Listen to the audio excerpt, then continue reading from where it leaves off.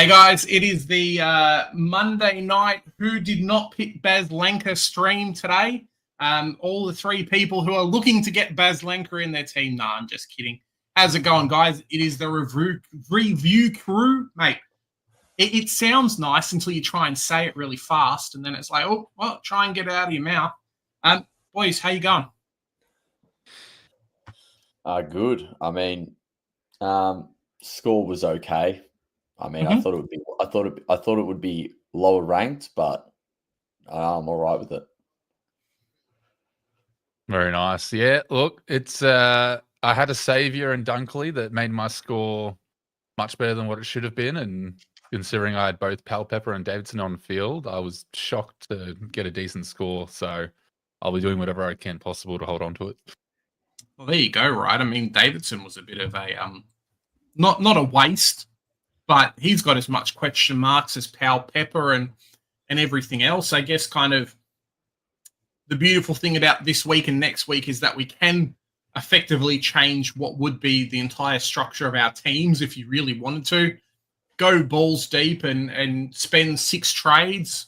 I know Joe's thinking about, offloading half a dozen players and getting some new players in, potentially myself as well.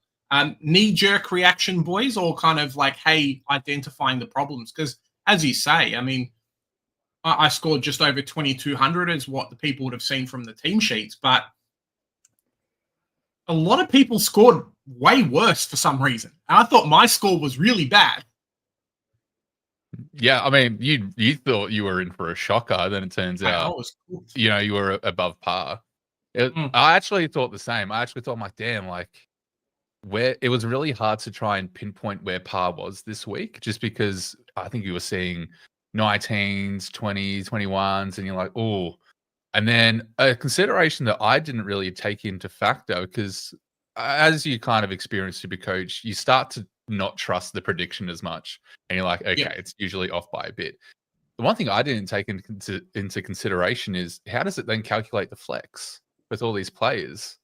Because I was thinking that maybe it's going to give you a higher or lower predictive score because your flex hasn't taken part. So I'm like, God, I'm just over 22. Am I going to fall just under? So it was quite nice to see that I ended up cracking over the 2,200 mark as well. But scary times. Round 1, everyone got FOMO. You're starting to second guess yourself and all your picks and all your preseason like research you've done. Yep. Yeah, pretty crazy. God, do we need to be careful, or is it a bit of an opportunistic thing with, a lot of people scoring 2,200-ish? Obviously, you were a little bit less, but the high score this week didn't even crack 2,400. I thought we'd be a lot closer to massive scores from some people. Yeah, no, I'm just over 250 points off the number 1 rank, so it's quite a lot, but not as much as I thought it would be. I thought there'd be about 1,000 people cracking over 2,400, to be honest. So I'm all right with that. Do we have to be reactive, and do we have to pick these players that we were looking at in pre-season and we haven't picked and now they've done well? I don't think you have to be reactive. I think you can wait a week on a lot of these players. Yeah. You got to remember, like, for example, at Callahan, you don't have to get him in this week. You can always get him next week because he's got the bye. But yeah, with your Bailey Smiths and stuff like that, I know it's a big decision to bring him in this week, especially with players potentially getting tagged or I don't know, potential role changes that we won't see coming. So I don't know. It's a hard week of trading this week. Yeah, definitely. I mean, you would Trav saying here, is Dunkley a must? Look, I think Dunkley is a very much needed. I don't know if he's a must and you should sell the farm to get him. Moving through a few comments here. Hey, gents, won't be joining you tonight. I'm too depressed. I has Dunkley and then swapped him out to Neil before the game. Ouches. I'm a big Lions fan, but didn't enjoy that game. Well, yeah, I mean, you would assume, right, boys, that if you're the opposition team, let's say you've got your things set up, you've got all your whiteboard and everything like that. You're tagging Neil every day of the week. You don't care about Dunkley. You're just like, Neil, you're too strong if you if you let off the park. 100%. 100%. I think like the expectation that has been set from round 0 is that tags are still a thing. Yep. And their teams are going to be looking for them if they have a tagger. We saw McIntosh from Tigers try to tag Cripps for a bit of the game. Like, we're seeing people come out of the shop that don't tag now trying to tag. We saw Short get Cottrell. We're seeing all these things. So I think it definitely now, I mean, we kind of saw it last season for a half the season at least. And we thought, doesn't weigh too much into your picks. But now it's like, okay, it is a full consideration and we need to take in mind. And I think the Dunkley versus Neil comparison just highlights how much of an influence that can have. Yeah, definitely. I mean, if you were one of the, I'm not going to say silly people, but one of the people that went on Will Ashcroft instead of either of them, it hurt you a little bit last week. Sure. Yeah. James saying here, no trades from me this week. Anyone else the same? I assume you boys are both doing some trades. I think I'll do one. Other than that, okay, just the one. Yeah, we'll get into that later, but yeah, just the one. Yeah, I'm undecided at the moment. I'm still thinking about a path forward and whether I want to go aggressive early or protect my trades at all costs. Easy. Evening, boys. Jack saying here, Jesus, that's a 260-point captain's queen. Yeah, I mean, he's talking about this one here. Is that the sound of thunder or Supercoach God laughing? There you go. Sean saying here, g'day, folks. How you doing, Sean? Corey scored 21-14. Not a bad score for this week, definitely. Good evening, Maltesing. Score fair, my analogy of the week. If Pies can win by 91 after the world was ending, sure, Supercoach can bounce back also. Well, there you go. Yeah, we'll see what happens there. Don't we all get to verse Port having a nap each week? Mate, that's the deal with Neil. Max Hall isn't an in for me this week. Was just getting Johnson and now he's rubbed out. Well, yeah. I want to see, do we have an Ash Johnson update? Because I didn't actually watch the game and some people are saying, hey, he might actually be out this week. So that is going to hurt. Oh, he is banned. Oh, no. He's out. Is he just a week? Yeah. That's okay because you're not going to get many round 2 debutants. So that could be a rookie you bring in then if you want to do an early upgrade or something. But so Ash Johnson. No, it's not Ash Johnson. That's the wrong one. Aiden.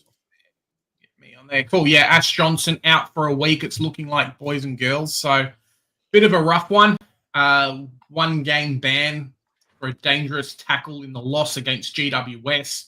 Looked quite good, I think, throughout the game and ended up scoring a 60. So bit of a shame for Melbourne, but you'd assume when he's back, he's going to end up being that nice second tall forward ruck, especially with Van Ruin out for a while. Hey, do you reckon he's retiring soon? Who, Van Ruin or Aiden Johnson? Aiden Johnson. Why would he retire? He must be hitting 40. Oh. Yeah, fair enough. I think maybe that's why Doggies didn't take on Crosley either, because that guy was looking like he was in the wrong age group. Oh man, that's a bit crazy. CWT, howdy lads, how you going? Oh, this man had an absolute killer of a score. Yeah. My goodness. We were talking earlier in the week. We were talking about pods because we both were like Dunkley and Richards. We were part of that 1%, 2% owned camp. Also kind of scared because it's so low owned. And then he comes out of the shop. He's like, oh, I've got another one for you. So I've got Dale. I'm like, oh, crap. Mm-hmm. It's a risky. And it paid off for him. And the score reflects that. So What did you end up scoring, CWT? Let us know down in the comments, because I have a feeling like your week was really good, and then Sunday kind of kicked you for 6. I tell you what, I'm so mad I didn't pick Dunkley. Not Dunkley. Richards, because I had him in my final team update, and then bailed on it, and I was hot on him all preseason. I was on him before Abs, and that's just freaking ridiculous. Anyway. You can still spin some trades, man. It's still available. No. I'm not. He's not changed in price yet. Who did you move him to? I think I ended up going. What did I do? Oh, I can't even remember. I did Clark. I took Clark. That's still not bad. That's only a few points. Almost scored. Yeah, I mean, getting an extra defender rookie off is fine, but yeah. You might get that. Oh, where are we up to? Hippo, how you doing, Hippo? I think you had a bit of a not so great starting score either. Don't like cheese, rookie coach. How about that Dunkley baby? There you go. Blake's here saying, even Blake, 2 questions. Would you straight swap SPP to Bailey Smith this week or next week? And would you also consider bringing in Laylaw this week if he has another solid game? Maybe I'll do the second one first. Laylaw was great, but for some reason he seemed to get scaled down quite a lot. I think from memory he was on 84, 85 and then ended up on the 76. So in terms of a rookie score for 200K, like he's not getting dropped any week, but it's a lot of money for a price of the same one as maybe a Xavier Lindsay, for example, scoring similar, or, 10K less, 10 points less getting some of these other players. What do you guys reckon? Straight swap Baz to SPP to Bailey Smith, maybe. There's a bit of a tag risk, but yeah. What do you guys reckon? Nah. The only reason is this is meant to be the SPP. This is meant to be his game. This is why a lot of people got him. For this exact game. This week. Yeah. And I know he scored, 19, 18? Yeah, it was shocking. Even though he scored that, I think you back him to bounce back a bit this week, because you can't really do worse. And he can't do worse. You can't do worse, but mate, if you can get away with an SPP 80 this week and Bailey Smith's scores, I don't know, similar or even less than, because if he gets tagged, I mean, you take that as a win every day of the week, and you get to have another look at Baz as well and other players. So I reckon just stick with SPP, to be honest. Yeah, I tend to be falling into the same camp as, like we looked at SPP as 1, the job security, but 2, the Richmond game. Yeah, it is a test of your mental strength to hold on to him after what we just saw. I'm also like, the Rage trade is so close to being there, and he's been in and out, but I'm taking the chill pill, thinking of the bigger picture.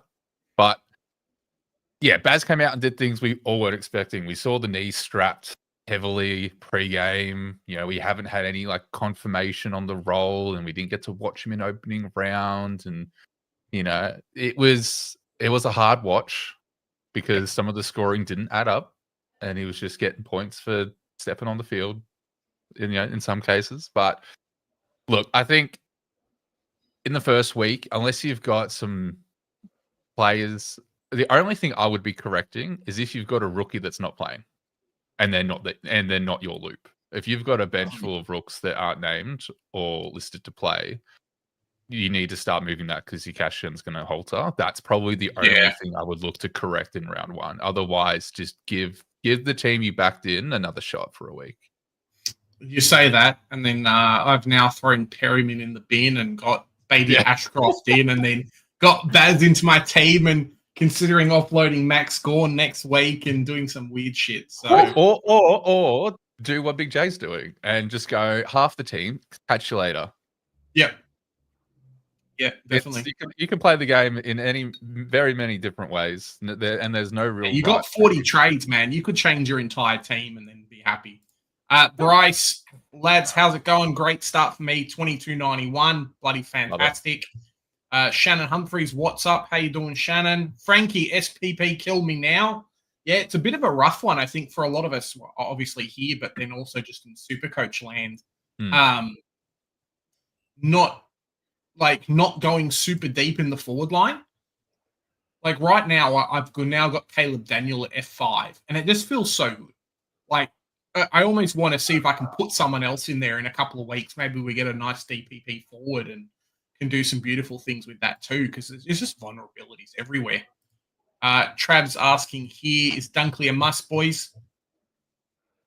Eventually. Yeah, I think there will be. I think you got to. I don't think he's a must to bring in.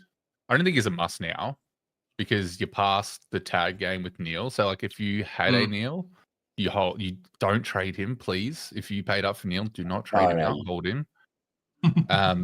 But to if let's just say, I don't know, you paid for Brayshaw, or you're not confident, because you saw, I don't know, more tag threats coming up, and you wanted to pivot off to someone who has low ownership, then sure. I think he's a great pick. Don't get me wrong. But if he's the least of your worries, I wouldn't be trading it this week. Yeah. I think a lot of it comes down to myself. If you had the Flynn at flex, or Flynn at R2, and you had someone else at flex that you could move some money around, you would be okay there a little bit. SPP to Baz, as Frankie says. Murray, how you doing, Murray? G-Bags, hey fellas, thoughts on swapping Tom Stewart to Max Holmes this week? What do you guys reckon? A bit of an overreaction. No. Tom Stewart's might get tagged. Tom Stewart's playing the Saints this week, and Holmes might get tagged. Do not do that trade. Just don't.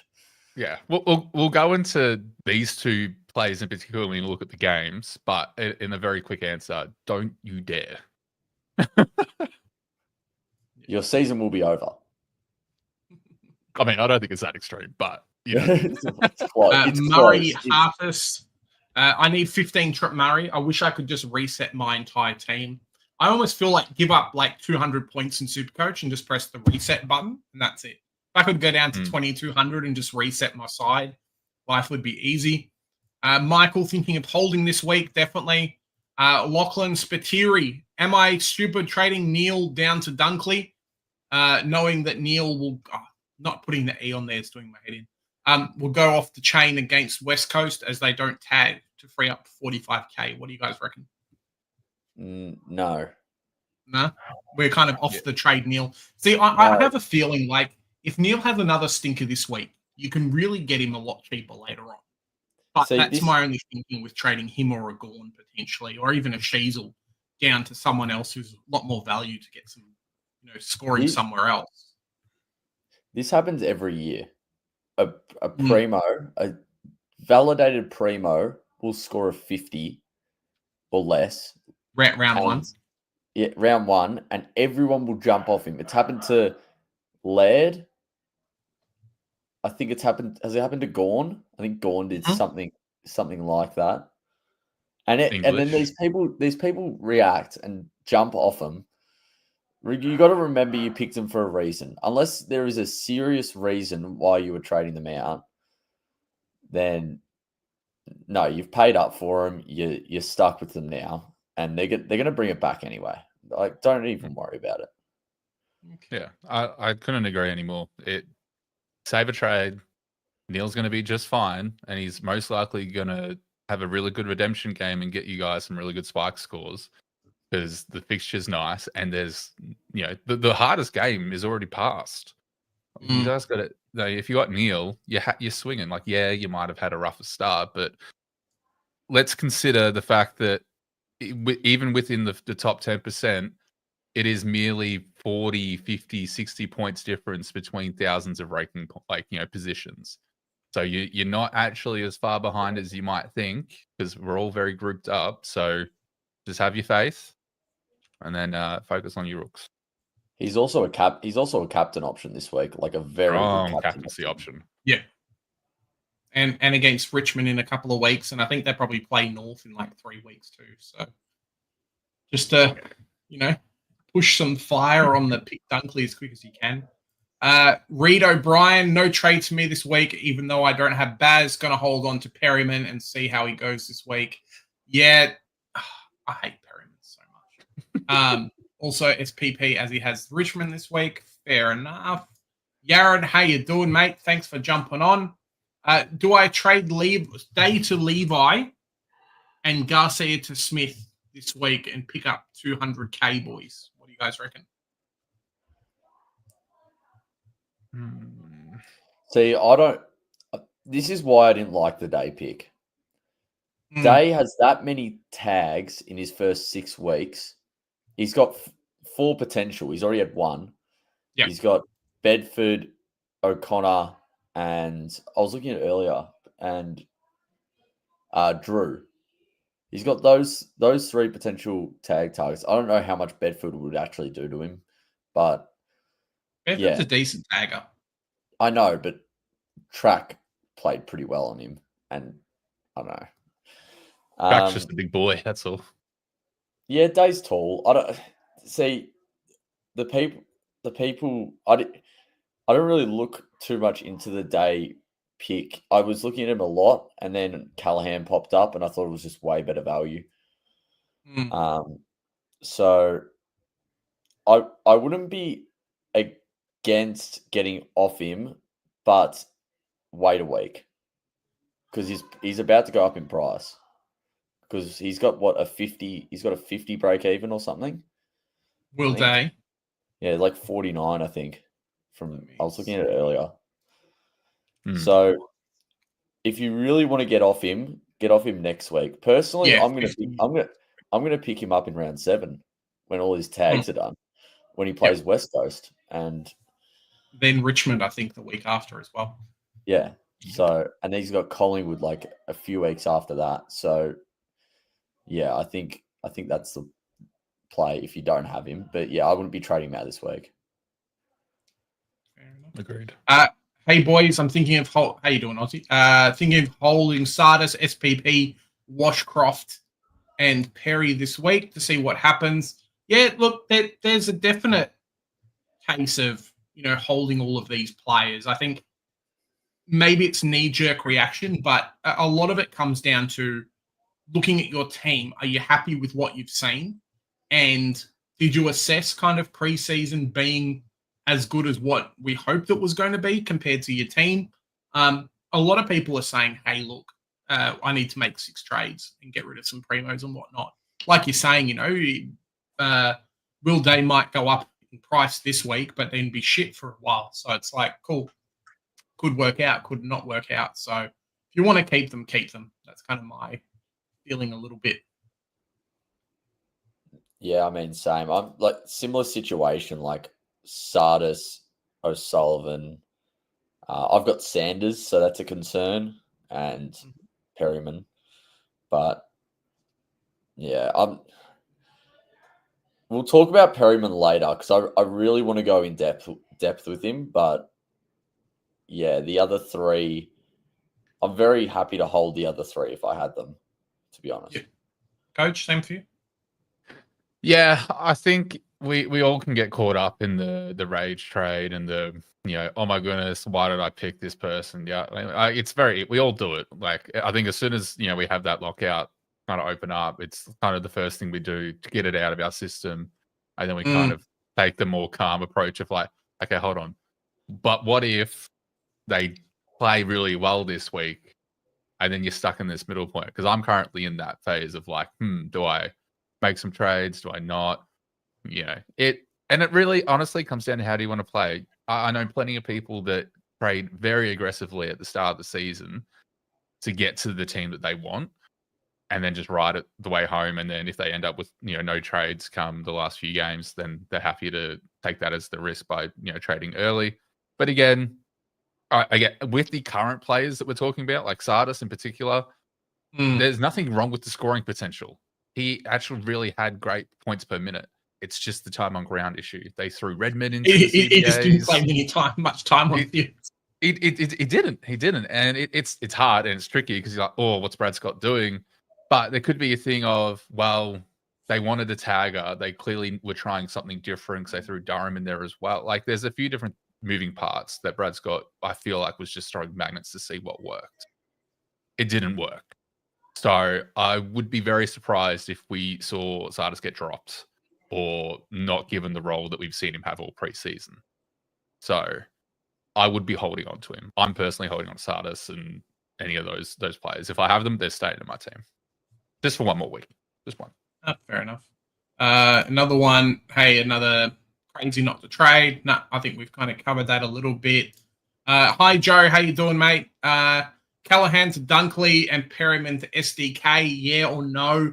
I can see a world where that works. If you've, let's say, Joe, if you've nailed all the rookies and you've got, baby Ashcroft and everything, cool, do it. But I think for a lot of us, it's, hey, you, as these guys have said, we've picked the guys because we think they're going to do really well. So, kind of stick with them a little bit there. CWT 2312. There you go. Peatling and Hugo. Mate, I'm glad Hugo shit the bed because I did not pick him and I would be sad. So, yeah, he got a consolation goal late, which kind of helped things out a little bit. Another one there, like you got, had Bailey Dale the whole preseason and bailed last minute. Sucks. Bergman to STK, worth it or not, boys? What did Bergman score this week? Great question. He's not enough for me to notice, clearly. 76. So would you go down to SDK if it meant that? What's SDK? Bergman looked a lot better than what he scored. Yeah, Farrell took a lot. Like, I went to this game and Bergman looked really like one of their best players on the ground, to be honest. So just wait a week. There's no rush. I know SDK is going to get this, probably going to get this big 110 score, 120 score against Hall. But what if he doesn't? And you've just wasted a trade.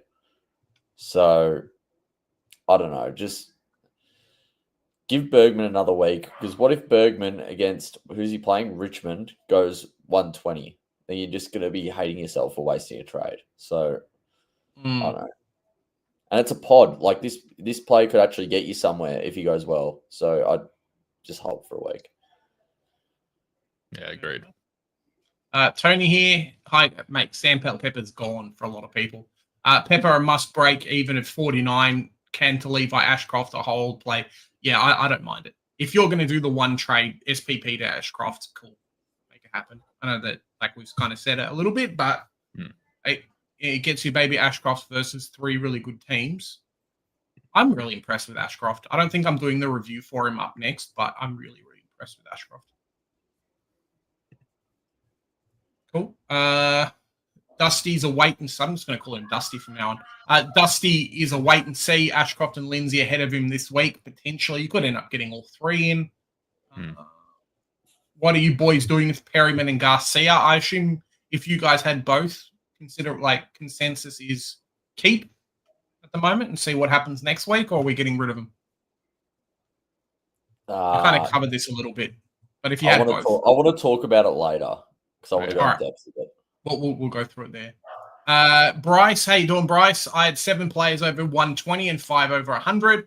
TDK VC Loop. The only players that let me down were Nash and Scrimshaw. Mate, you were probably the only person that actually picked Nash and Scrimshaw. So there you go. Not too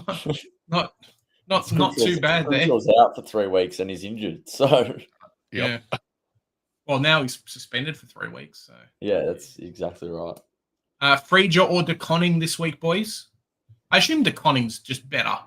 Like, Bailey Dale will move to the back line once the other midfielders come back. And SDK is not really going to get kicked out of a mid spot. So, yeah. Frieger's role security is... Yeah, it's rough. It's rough. Yeah, I'd probably go... Yeah, I'd go DeConning just because... I mean, it's hard to read Chris Scott. Like, I'm a Cats man, and it's like I couldn't read Bailey Smith from him. Like, You never know, but it looks like they are giving SDK a chance to grow as a ruckman, and they're giving him the opportunities. But to anyone that's bringing him in, just be wary that they have mentioned, against bigger bodies like Gawn, they're probably going to bring in Stanley as, a bit of a backup ruck to purely just from a stamina, management perspective. Because you imagine STK going up Gawn for 4 quarters, poor kid's going to get destroyed. Velo, g'day Big J. G'day Big J and the other guys too. Scored 21.90 this week with the 2 duds in the forward line. Same with me. Might have 7 to 8 rookies on field this week. Is that too many? No. I think a lot of people are going to be around that 1,650, probably a little bit closer to 1,700 for some people, depending on which plays you have. So, it's fine. Scorched Earth, how you doing, mate? No rage trading this week. How you doing from New Zealand? It's a little bit late for you fellas, but nice to jump on the Supercoach train. Rusty Chicken, there's these 4 weeks coming. Let's go. Just remember last year, this is what you covered, God, when everyone traded out Young and Martin, and then they went nuts. So I'd wait a week to confirm a lot of things. Rookie coach is a good-looking rooster, apparently. There you go. Right. Please don't trade Neil, people. I know you are mad, but it's silly, potentially there. Hold your ghost. Never trade Primos till later in the year as luxury. Yeah, I mean, you kind of picked your Primos for a reason, right? It sucks otherwise, but yeah. Laird, after his 50 game, came back with a 147.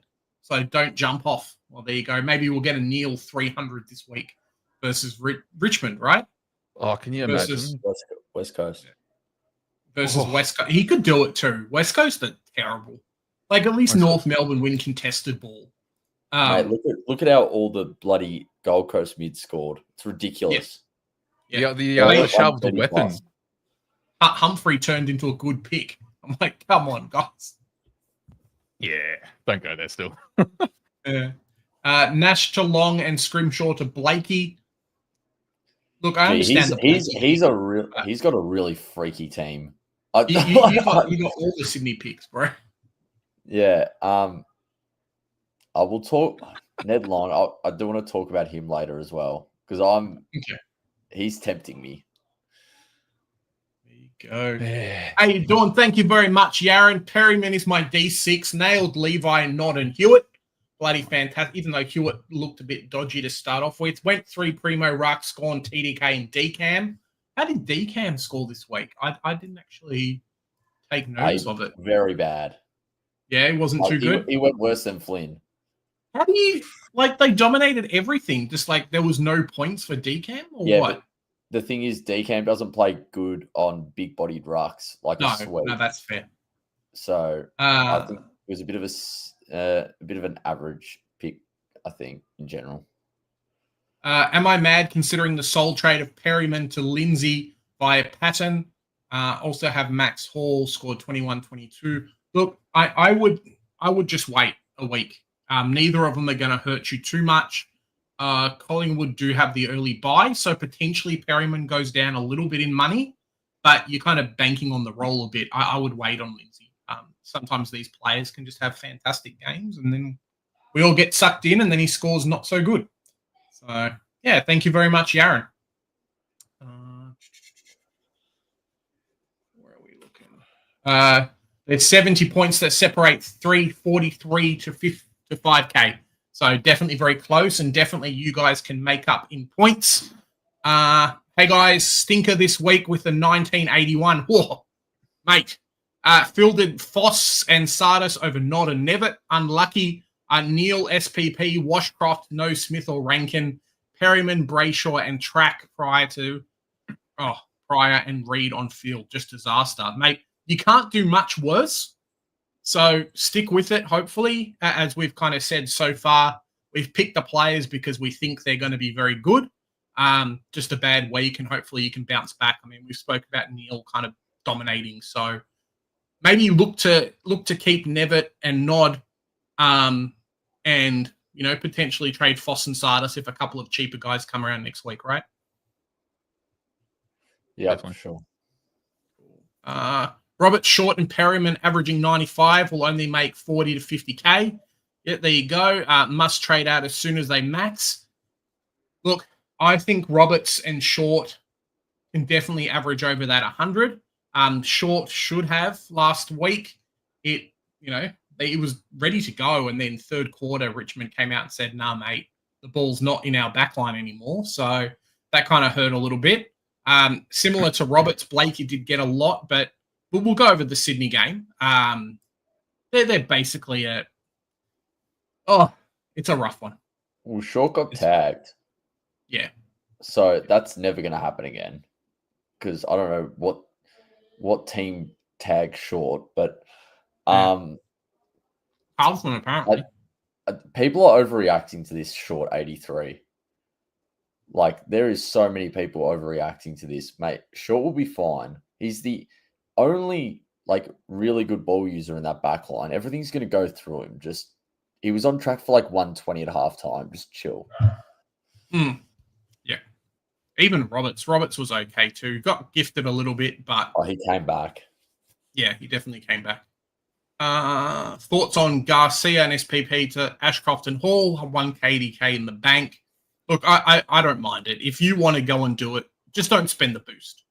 You can keep them if you want, but I do think Ashcroft is a must-have considering their run. If you don't have him, then Hall looks really good.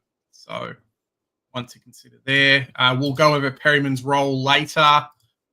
Corey's here. I'm worried not getting Lindsay, Levi, and Max Hall next week if they all go off. Well, that's why I'm saying if you feel like you've got 4 or 5 trades, potentially even 6, you're going to have to do some trades this week, unfortunately, especially your primos, but you've kind of picked them for a reason. Sports Nut, how you doing, mate? Best 18 this week? Yes, it is. And one big thing to consider too, guys, is if you make your best 18 team and your captain is not included in your best 18 scores for some reason, then you don't get a captain that week. So it doesn't go back to the vice captain. You just don't get a captain. So be careful with who you pick as your vice captain and captain, because a lot of people might have had. How much did Nick Dacos score last week? Let me just see. Who was a good choice to say this to?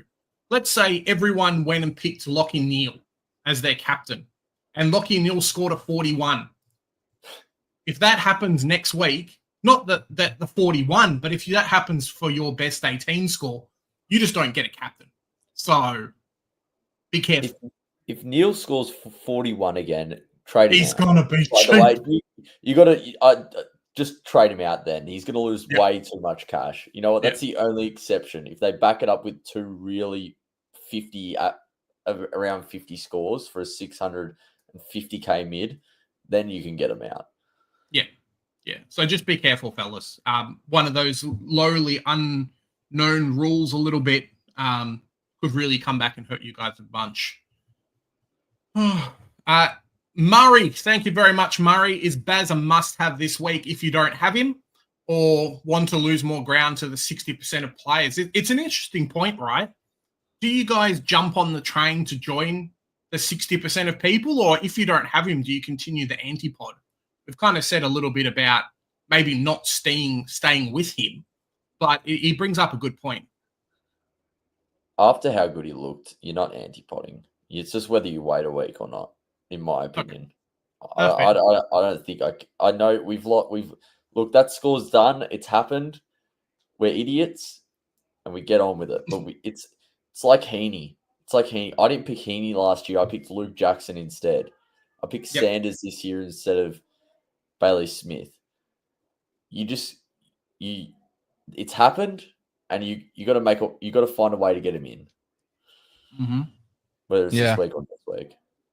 Yeah, I think it's hard because you don't want to get caught in the phase of point chasing, because we've got to remember that is past. We're not going to get the 147 we hope to get the 147 or the spike score. Don't get me wrong. But for me, I also take the play that you faded him for a reason. is there any legitimacy behind the reason? Because again, there is all chances that you trade Baz in, he gets tagged and goes for a 75. And then, the rookie you traded out just beats him with a 78. And you're like, I just wasted 2 trades to bring in Baz or whatever you might have done. That's always got a chance of happening.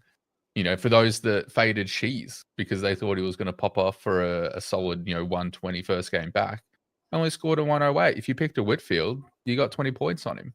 Yeah. You never really know what can happen, but I think the biggest thing that I've taken leading into this season is just back yourself in. You made choices for a reason. As Abs Magic would say, block out the noise. Noise is just confusion. Back yourself in. Take some responsibility, and if it doesn't work out, awesome. We've got 40 trades. Do you need to worry about it this week? Probably not, because we've got all the price changes happen, next week. So you have got time. Saints is a tricky one to get a gauge on, because Winhager did go to a tag in the second half. Could he go for Baz full game? I don't think he will go for the full game, but I definitely think we'll see a soft tag at least. He might even start on Holmes and finish on Baz, or vice versa. It's purely depending on how St Kilda are playing, I guess, and what the game's like. Lincoln, how you doing, Lincoln? Perryman feels like that guy goes 75, 80 at least, potentially. Sorry, at best there. Thoughts on Garcia to SPP? Ashcroft, sorry, I think we did this one already. We'll talk about you, God, when you go through it, but feels like Perryman's going to get the multiple roles this year. I know Joe and I have spoken about that as well, just kind of, stuff, situation. What do we do with Sanders and Garcia? Are we holding them for a week, or are we getting rid of them? Or are we just kind of saying reassessed as we go? Just reassess next week. Yeah, I think reassess. I think give him a week. Sanders had his moments. I think Sanders just first half was what he had like 18 at half time. He had like nearly a 50-point second half. So I don't know, just relax. He only had like 42% CBAs, but yeah. I don't know if relax and Supercoach go hand in hand, man. That's not something that us Supercoaches are used to doing. No, it's normally not with me either. As soon as lockout finished and Supercoach opened, I was doing all types of trades. But at the end of the day, you realise, look, your team's actually not that bad. So you just, I don't know. Wise words. There you go. All right, a couple more questions, guys. I'm going to go through the teams. Are we bringing Ned Long? Probably not. I would definitely wait a week on him. You can't. Wait a week on SDK. We kind of covered this a little bit. If you think he's going to go big, fantastic. If you really hate Perryman, you can downgrade. I think he's going to go okay. But as coach has said, if he versus the bigger rucks, it's going to hurt you a little bit. He will definitely share. Wait a week on Sardis, as Chris says here. Last question. Garcia's 60% time on ground melted his scoring. Still was the third ranked by CBAs for the Saints at 37%. Yeah. Garcia's a weird one.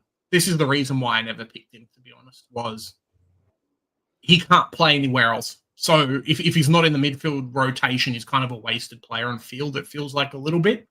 Hence why he spent a lot of time on the bench, went mids, spent time on the bench. Like, if he's not tackling, he's not really worth it. So, yeah, let's go through. Guys, you can post up your questions. We're just going to go through the teams now. And while we have the quick intermission as well, to state the obvious, Kai isn't with us tonight. He's had some other things to take care of, but he'll be back next week. And we'll go through some team stuff later on. Trying to figure out what happened. Huh. Where did it go? I don't know. I think because I got rid of it. Do I have to screenshot? Do you want to just No, I've got my screen ready to go. Do you want to just take your screen off, stop the screen sharing, and then you can put it up again? Yeah, done. That might do it. Sorry, fellas, technical difficulties as we go. Huh. All right. Oh, maybe we'll just do this. We'll figure it out later. We can just do this. Yep. Cool. Who is doing this game, fellas? Big J, you're up. All right. Now, this one was a really weird game. Richmond did really well, and Carlton did not do very well. So, do you want to just post it up so you can see the score? A little bit more was going to fit. All righty. Massive game from Richmond. Start of round 1, 82-69. A few Richmond players did very, very well. I thought Laylaw scoring, as I've mentioned before, his Supercoach really didn't reflect his scoring. Was on 85, I think, before the scaling happened. Similar to a Jack Ross, maybe he poached a bit of score. And I think Toby Nankervis as well was closer to the 120s or maybe even 121 before the scoring. So potentially he ended up getting scaled down a little bit. Might have been some junk time. I don't think anyone would have got their predictions right unless you're a Nuffy Richmond fan. I think some people did put some money on it, though. Impressive from Richmond, I think, was Luke Traynor. Definitely was underscored. I know we spoke about it a little bit off air. Looked like he should have got probably a 62 plus. Had an intercept, had a mark, had a kick, got a -1. So very, very unlucky. I think that's probably it from Richmond, really. Scrolling down, Jacob Blight, if you had him in your team, I don't know if he's going to be named. Next week did look like I think he did a shoulder and ankle. Let me quickly check. Let me check my screen 1 second. Jacob Blight.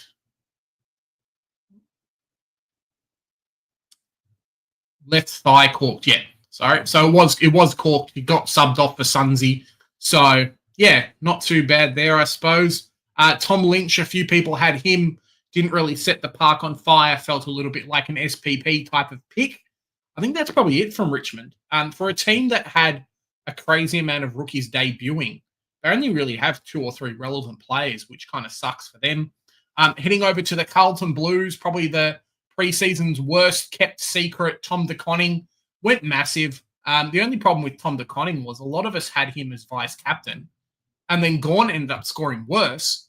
So we all got Gawn's score and left 20 to 30 points on the table, which kind of hurt a little bit. Patrick Cripps, second highest scorer.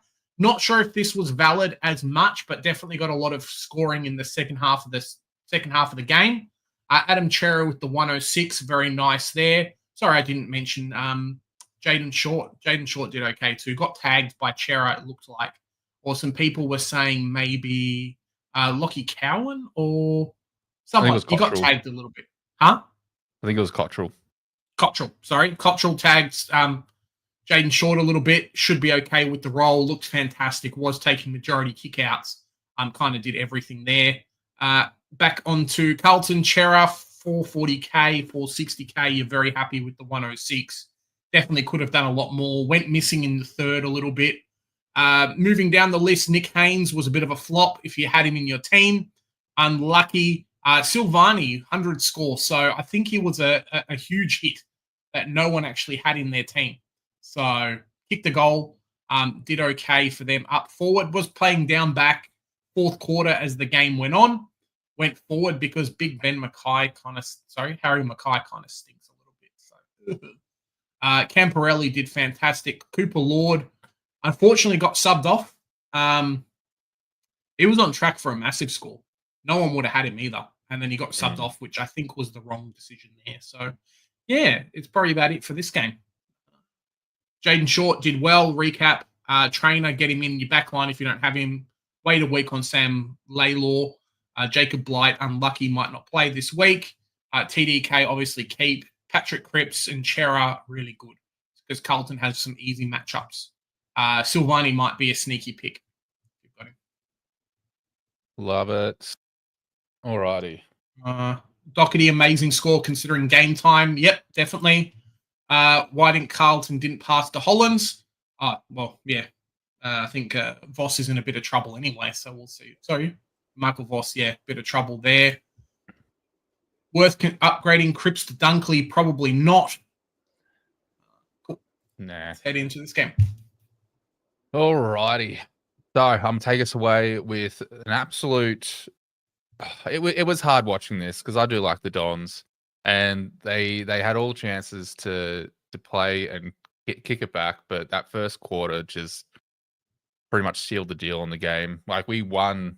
If you look at the statistics, we actually won 3 quarters for the game. It was just that first quarter where we let Hawthorn run away with it very early on and just couldn't finish the game, catch up basically. But going through Hawthorn, probably where the most interesting things happened. A lot of people were watching day, but Amon, Sneaky Pod, did well with a 122. Definitely is putting his hand up for a nice pod option if you're willing to go there.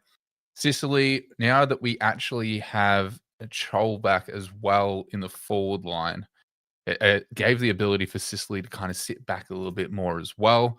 They weren't having to send him forward to kind of, replace the tall forward role that was missing last week. So 109, you take it. Again, unsure where that role is. A lot of people have, claimed that every team has a Mr. Fix-It player, and Sicily definitely fits that role and type for Hawks. McDonald, 104, did well.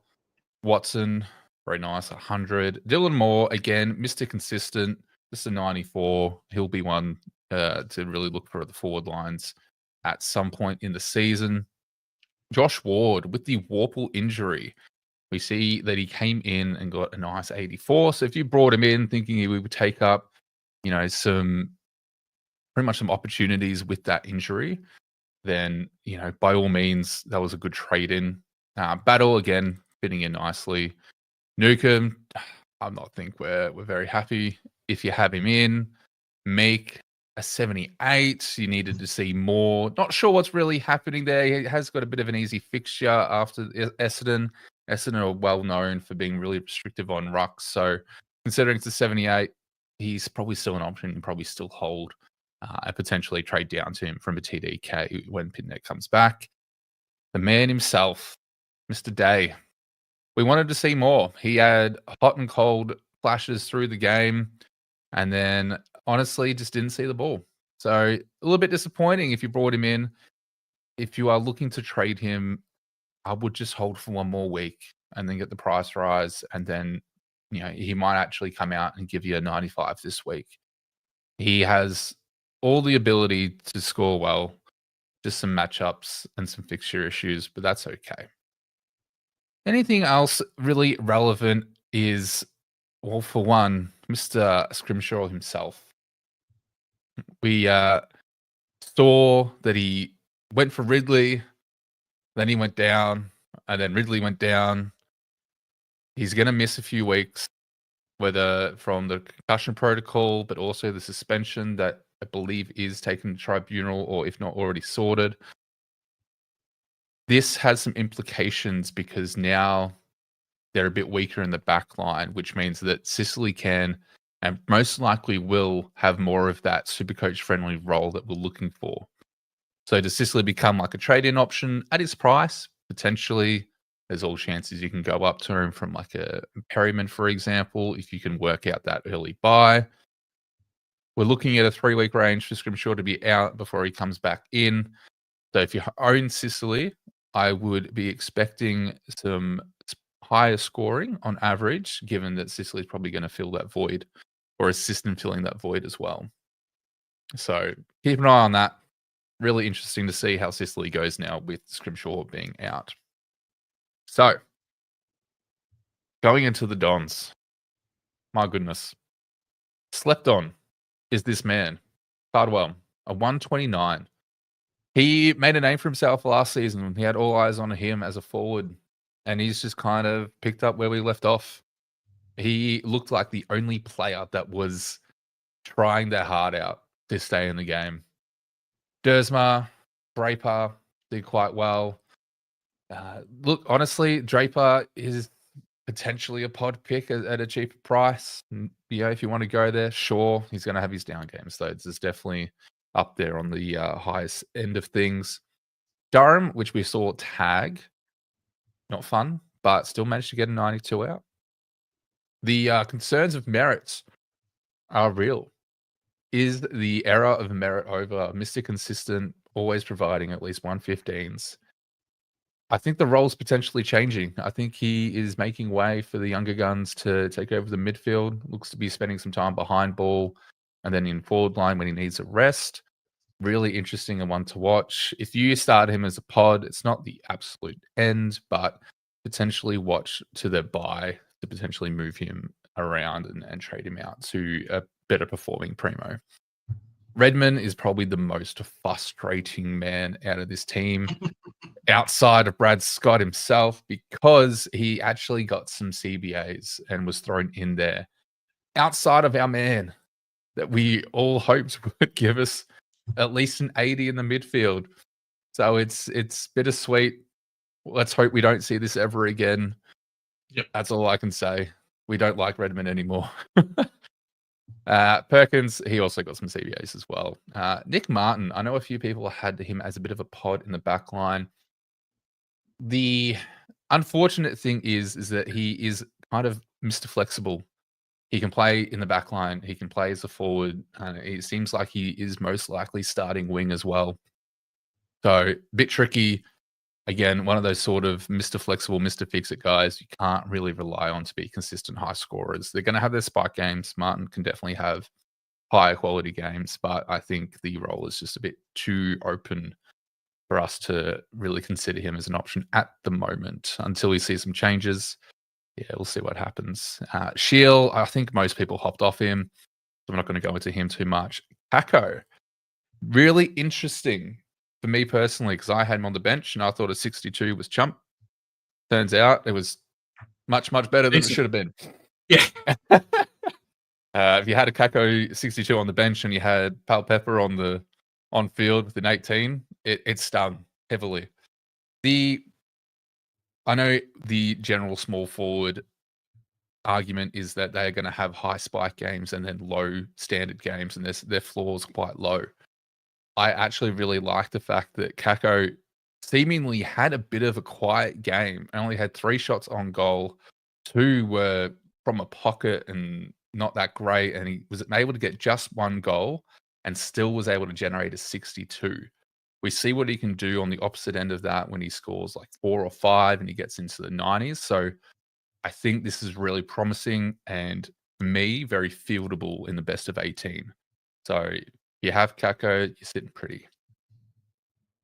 Pryor and Reed we'll get into before we get into Sardis, because there's a bit of conversation to have around Sardis, and I'd love to get your boys' thoughts on what we're going to do with Sardis. But Pryor and Reed, really important to talk about right now, because Ridley has been ruled out with concussion protocol.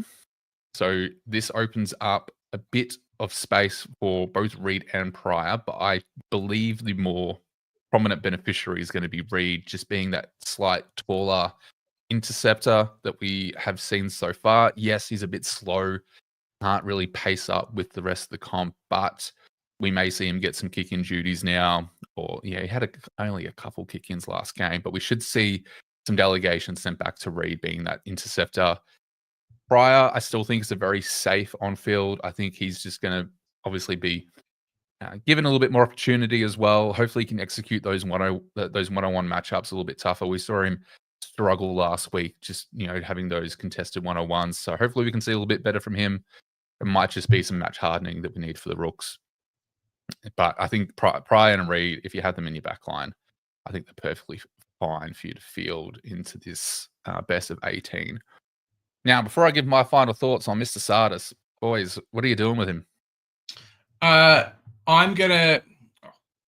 think at the moment he might be gone, but there's definitely a consideration for him to stay. He's spoken about Ridley being out. That might force Redmond back to the back line, who did steal a bit of points off Sardis, or at least kept him out of the midfield. So there's a world where that actually works out all right. But for me, he's gone. Just if I can get a player who's scoring better, I'll spend a trade on it to make some extra money. So, yeah. Mm-hmm. And God, what are you doing? Oh, sorry, mate. My mic was muted. Yeah, I'm gonna hold for a week. Yep. I'm really tempted to trade him out though, because as soon as Parrish comes back, he looks like he's going to be the man to get the hell out of here. So, Yeah, I don't know. You might only get one price rise out of him. That's the thing. Maybe two. I don't know. And I don't think they're going to be big price rises considering Tog. But yeah, it could improve. But I don't know. It's a hard one. You have to give him another week. I think you just have to. Yeah, and I think that's definitely where most people are going to fall is the argument of price per minute versus, well, if this is the most Tog he's going to get, then, it's kind of a dead pick, essentially, when we have options like Baby Ashcroft and Lindsay putting their hand up to really be fieldable options. So it is, and that's the thing. I think either way, it's a good call. I don't think you can make a bad decision here because if you're pivoting to someone like a Baby Ashcroft or a Lindsay or a Nod, for example, then I think that's perfectly fine if you don't have faith that Sardis is going to be given the time on ground to really provide the score that we're looking for. Perfectly fine. I'm probably taking the more patient approach of I'm going to give him one more week. Hopefully Brad Scott stops throwing magnets around and seeing what works, and we just get to see what we saw in preseason. And if it doesn't work out, cool, we can pivot. It also gives us another week, and this is something of a general blanket rule that I at least take the approach with is if we're looking at rookies, we've seen it before that they might debut in round 1 and then get dropped round 2. If they don't perform well or aren't up to standard, there's no guarantee they're going to get a spot back into the side. Patton got subbed out. Hasty got subbed out. We were all pretty hot on him, especially Hasty. I had Hasty.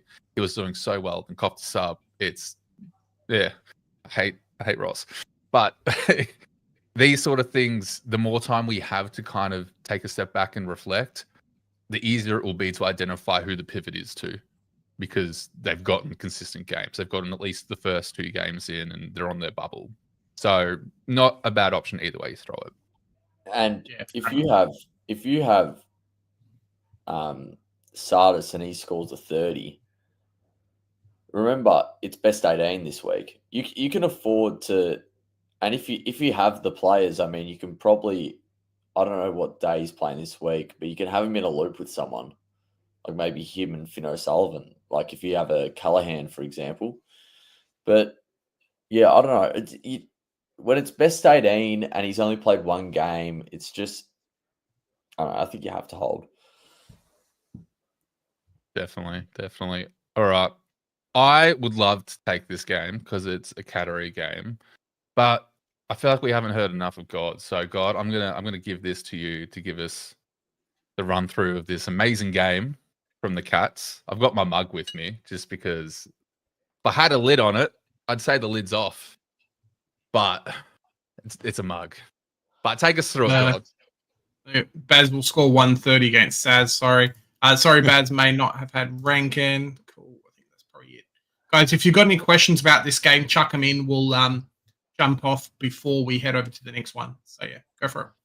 Yeah. All right, let's get into it. So Cats just absolutely thumped Freo, and I had a footy pracky game at about 12:30. So I'm on my way home. I didn't really watch any of the first half. So on my way home, I chucked the radio on, and I'm listening to this the SEN commentary team going berserk, and I hear Murphy Reed's kicked 4 in 6 minutes. I'm like, what the hell? He must be on like 100 Supercoach. I'd look at his Supercoach. He's on 44. And I was astonished. I was amazed, but yeah, no, he doesn't really look like a pick. Looks like that's his. Looks like it's his ceiling if he's kicking 4 and getting 50 or whatever.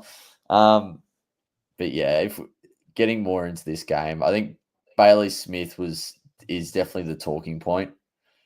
If you had him, mate, you're over the moon. If you scored low with him, I think there were some people that scored like low 2.1s that didn't have him. That did have him, but it just means you've got such a good player that's already in your team, so you can look at other players you failed on and just move them when we all have to bring this nuff in at some point. So, but anyway, Max Holmes, 125, a bit annoyed, had him in my team. In my final team reveal, actually, I had him in my team and then ended up going Short. I think Short will still be good though, but yeah, Holmes looks to be top 6, top 8. So definitely a good pick if you got him. SDK 109. He's another big talking point this week. I think the two of the three most traded players are DeConey and Smith. Yeah. So he played exceptionally well. Only the 18 hitouts. So he got towed in the ruck generally by Jackson, but as soon as ball went to ground, he was everywhere. So, and then Tom Stewart just does Tom Stewart things. 100. I mean, no issue there. If you look at that, the colors on the map, it's a very good heat map for what you want with Tom Stewart for sure. Yes, look at that. That's exactly what you want from him. Exactly what you want from him. But anywho, I'll interrupt because I think there was a question before about if we had to pick one or if you had to trade up, would you be going Stewart or Holmes? Now, Holmes, he might cop a tag this week, and I haven't really looked deep into Geelong's future fixture. I know you would have coached. Do you know if there's any more tags coming soon? I will get it up just on the side, but what I would actually love to know, it's a bit biased for me because I have Stewart in my team, and I chose Stewart on purpose. It's not like I couldn't afford Holmes, and he's my doppelganger. I have to do it. So I'm slightly biased in my choices. But were you able to watch most of that game, God? I probably only watched about half of it because I had a pracky game for footy, but yeah. So I'll get Holmes up. I'm just getting him up on a separate screen. But from a category perspective, my 2 cents is Holmes is one of those players that are going to play more forward of the ball. He's going to be entering the front 50 a lot more than Stewart, even if Stewart is playing that center bounce sort of attendance role where he gets some mid-time.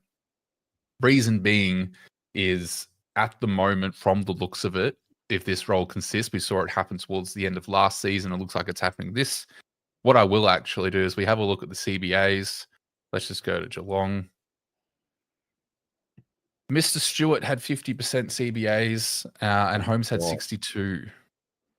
So really solid from what we want to see, and also for Nevitt as well, which I'm sure we'll touch on.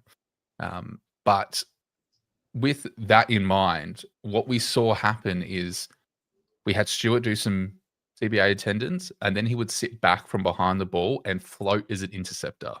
He was the free-floating man. Now, for those that pick Sicily for that pure, perfect Sicily role, that is the role I see Stewart having. It is that perfect floating defender role where he just gets intercept, and he gets kick-ins. That plays in Stewart's, scoring potential, which I believe gives him probably a higher ceiling possibility, which is why I chose him. However, I feel Holmes is probably going to be more consistently and maybe sit just on a higher consistent Supercoach scoring, just because he's going to get more centre bounce attendances, more clearances, because Stewart can't do clearances, and he's probably going to have some impact on the scoreboard, which always plays well. So, my 2 cents. But before we go back to you, the schedule for Holmes.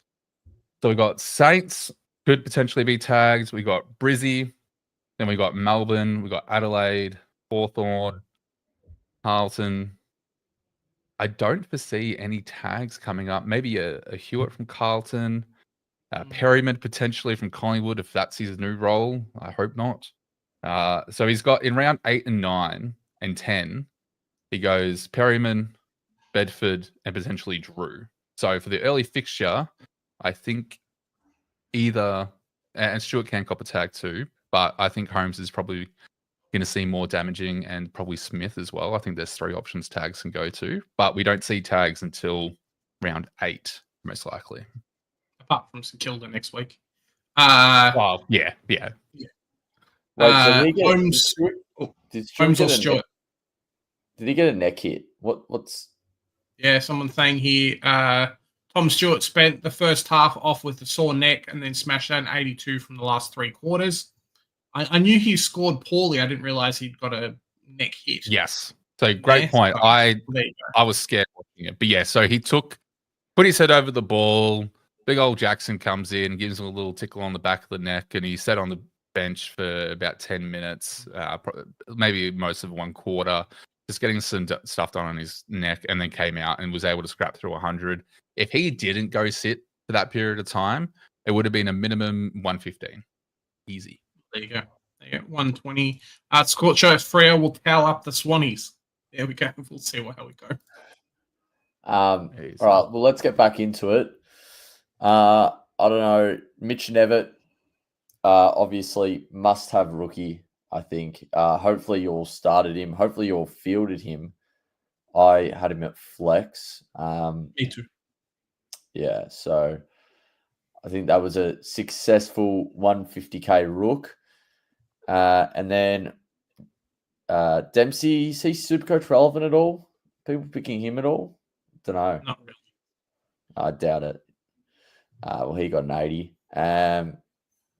Danger, if you're one of the really weird Supercoach nuffs, he got an 80. Who else do we have here? Connor O'Sullivan. Lawson Humphreys with the 97. Oh, true. Lawson Humphreys with the 97. That's a big score for him. What's he priced at? Like 415k. Yeah. He seems to be the beneficiary of Tom Stewart spending a bit more time midfield. Is that he gets used a lot as the link-up distributor now, which is great. For sure. And Connor O'Sullivan, hold for a week.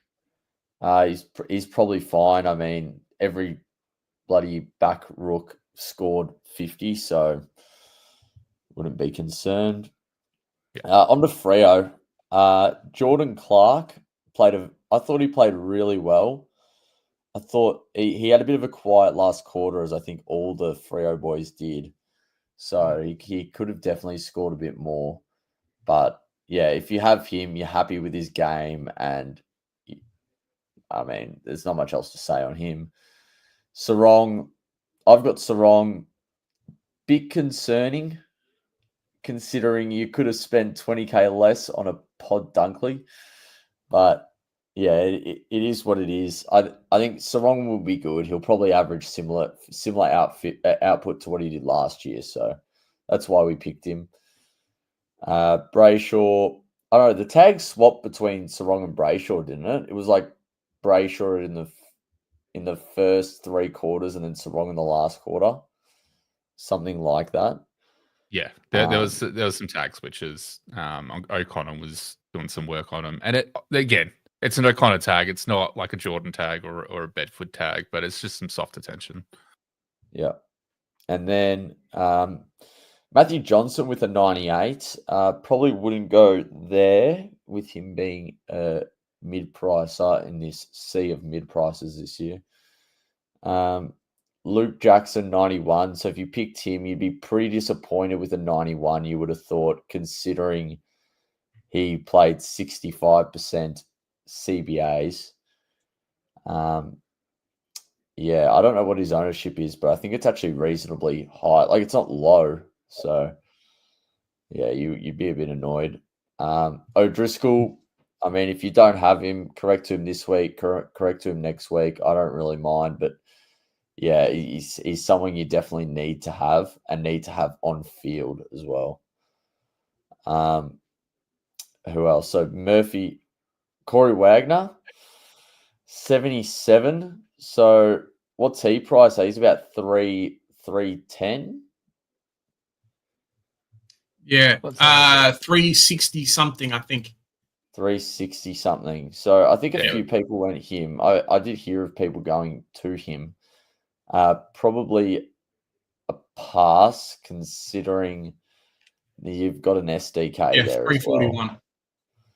Yeah, so who knows? Maybe he goes berserk and goes 110 this week, and then SDK goes 80, and we're reconsidering things. Yeah, definitely. Who else do we have here? So we got Murphy Reed, 50. Probably wouldn't go there just yet. It clearly looked like a ceiling game. The bloke kicked 4 and had 13 touches and only scored 50. I don't even know how that's possible. But it happened.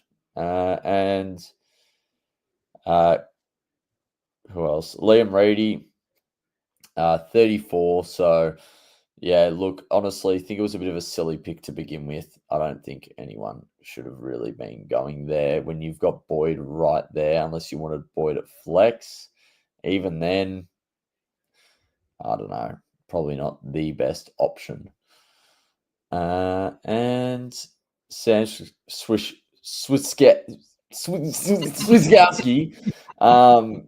yeah, no, he got injured, so I don't know what he did there. And Bailey Banfield apparently, what did he get, a stretcher or something? Is that what that ambulance means? Great question. Banfield went to hospital. Don't know. Don't know what happened with him. Yeah, not really relevant, I would say. I don't think. I mean, if you have him, I mean, stiff. Yeah, no, yeah, but just hope speedy recovery, mate. Speedy recovery. Speed of recovery. Also curious. He doesn't have anything on my fan footy page, so trying to work out. DFS says he got injured, but he didn't actually get injured. So trickery. What is this sorcery? I will say before we move into the next game, just one to watch. Luke Ryan, absolutely dismal. Yes, didn't mention him, but yeah, no, absolutely. I just don't think he's a pick this year, to be honest. But look at that heat map. Look at that heat map. 50% D50 and defensive mid. Like, that's just ridiculous. Look at all that. Yeah. Oh my god. He was there. Just it made me feel really bad for not having Jordan Clark in my team watching this game, because Clark was everywhere and Ryan was everywhere and just didn't get the ball. So made it a bit of a tough one to watch a little bit. Yep, I agree. It's probably better pace for Clark to step away and lead the pack, I think. Yeah, I think so, Chicken. I think that's the way. And all the quick players doing that. Maybe when big man Hayden Young comes back, things might change a little bit. But until then, it's kind of what happens. I guess I'm up now, heading into Swannies versus Brisbane. Mate, I thought Sydney were winning this for the longest time until probably the last 10 minutes or so. No Kai Lohman. Well, he obviously started the game, but got injured very early. No Cameron kind of sent Levi Ashcroft into the game. And, it changed up a lot of people's Supercoach stories for the whole entire year. Heading over to the Swans, Rampy with the highest score, Nick Blakey with the 105. Probably the most relevant there is Matt Roberts with the 95. We're hoping for a lot more. Had a lot of contested possessions, did some nice things. I'm a little bit worried by the fact that he got 4 frees 4. Without that, even half of that, he's probably got an 80, and then we're not so happy. One that we're also not so happy about is Brodie Grundy with the 87. Not that anyone would have picked him in Supercoach, but would have been nice for you. Jake Lloyd in the forward line as well means that Matt Roberts has one less competition, but Nick Blakey's just taken everything down back. I thought Roberts was going to get a few more kick-ins. Took a couple, gave away a dodgy one too. You guys remember who intercepted Matt Roberts' kick-in? Maybe someone in the chat will let us know. Who was that? Do you remember? He kicked it to someone in the. It was Dunkley. It was Dunkley. It was Dunkley. It was my man. There you go. My man. There you go. Yeah. So cheeky free goal for Dunkley there. Moving down this. So bailed out. What a terrible pick. Yeah. Yeah, that definitely contributed, made up all the points for his 173. That was 70 points right there. Yeah. Heading down the rest of the Sydney list, no one else super relevant. I mean, people could pick Corey Warner. Definitely one to watch out for, brother of Chad Warner. I think he got a half-decent score last week and now has a 72. So could end up being the pod that a lot of us wished they had. Coming in at WOR,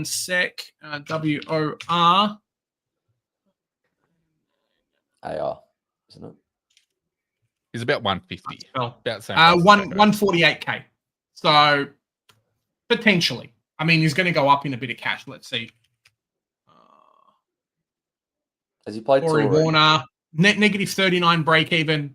So, like, he's going to go up somewhere. If you hate all the other rookies, if they're all shit, you want someone going up in cash this week, okay. If you had started him, fantastic. But for right now, not so much. 1, 2, definitely worry about is Riley Bice and then inadvertently Ben Patton.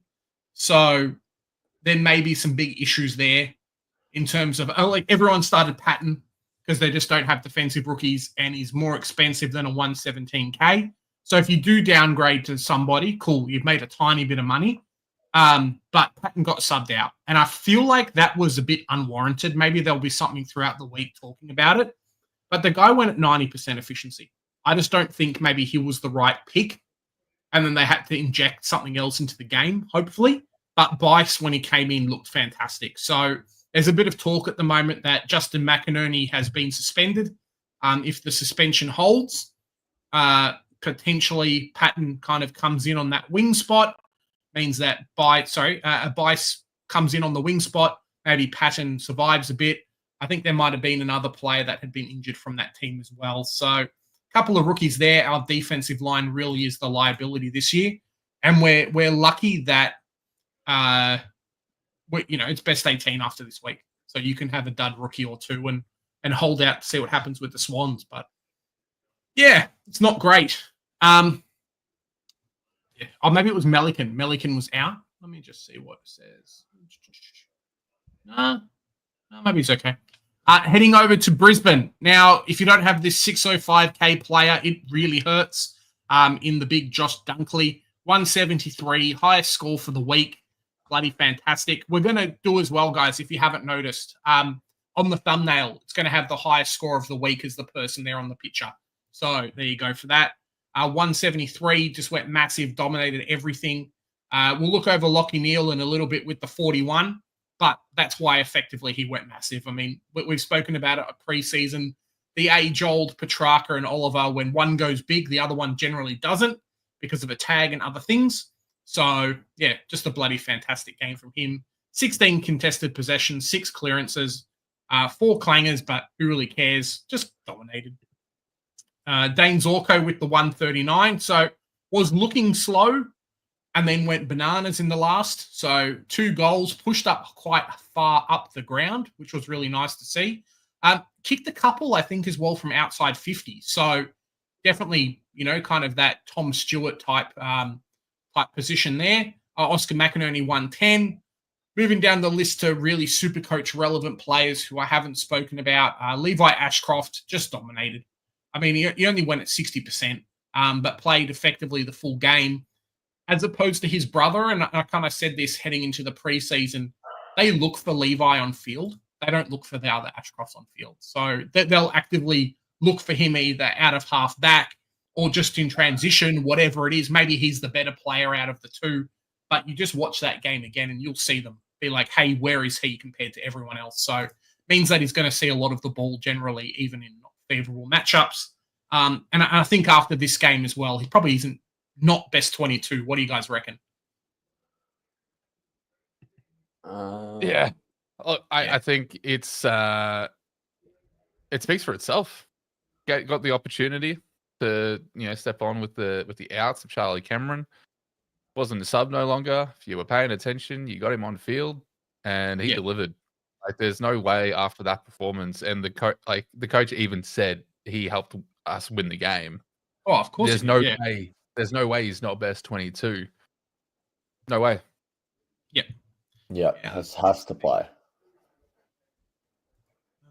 pattern punch the ball towards the middle of the ground, 20 metres out instead of the boundary, was swapped on and a goal. Dean Cox clear. Yeah, there you go. Hopefully that doesn't mean he hates him forever. Global, how you doing, mate? Thanks for jumping on. Heading down the rest of the list. Before we actually get into the bigger Ashcroft, baby Ashcroft, is he a must? If you don't have him, do you bring him in this week? Yes. I think versus the team that they're playing, baby Ashcroft is probably one of the rookies where you have to. If you didn't bring him in last week, somewhat punished. I mean, I could have gone SPP to him and got a half-decent better score. But, yeah, it is what it is. Will Ashcroft, there is some warning signs, but definitely wait for next week. Got enough contested possessions, saw a bit of the ground, but maybe just didn't do that much compared to his brother, or wasn't as impactful. Definitely the kick-to-handball ratio is not great for him either. Jasper Fletcher, great, but no one talks about him. The big one is probably Lachie Neale on the rest of that list. Scored the 41. Few people had him as captain. Would have been interesting. I don't know if we can check out the captaincy scores for Lachie Neale last week, but it probably was quite high.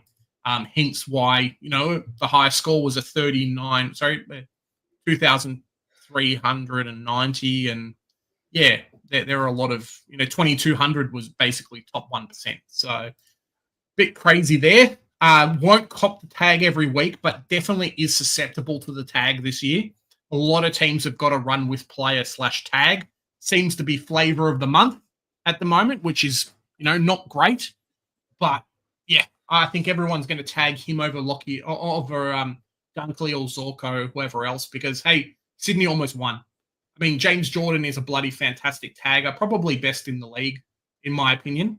But yeah, Lachie Neale got smashed. And the big thing was as well, I think a Brisbane similar to a Cripps with Carlton, they're happy to have the tag on him if it means they're dominating everywhere else. And, that's just what happened. If the tag went to Dunkley, maybe Neale goes better, but they still ended up winning. So, yeah, that's probably it from me. Kai Lohman out for a prolonged period of time alongside Starcevic may open up a couple of things. So we'll see what happens with that. No early buy. Carl, would you trade Sardis to Ashcroft? Sure. Do it, bank some cash. Definitely. Alrighty, the next game. I'm bringing SDK and Baz, not going on any rookies, blah, blah, blah, blah. Probably Baby Ashcroft is the biggest one as a must-have rookie captain flash. Yeah, I think Lindsay's a watch. Yep. Did really, really well. Definitely see how we go. Not sure if anything changes. We'll get into more of that when we review the game. But North and Bulldogs, probably one of the better games of the round, competitive-wise. I think we saw 5+ games this week have massive differences. Of 60 plus point difference, the absolute blowouts. But Western Bulldogs, no Bont, no Trelaw, lots of opportunity for our mid-prices or pods to really make a name for themselves. And that's exactly what they did. We had Mr. Bailey Dale come in for a 127, interrupted preseason, was a test to be back for this game. We saw what he can do last season, and a lot of his ownership was very, very low, like 1% leading into the round. Again, those injury concerns for both Dale and Richards put people off, and they have come out and shown us that they're fine. They're ready to go, and especially for Richards, and we'll get into Liver as well. They've just taken control of that midfield.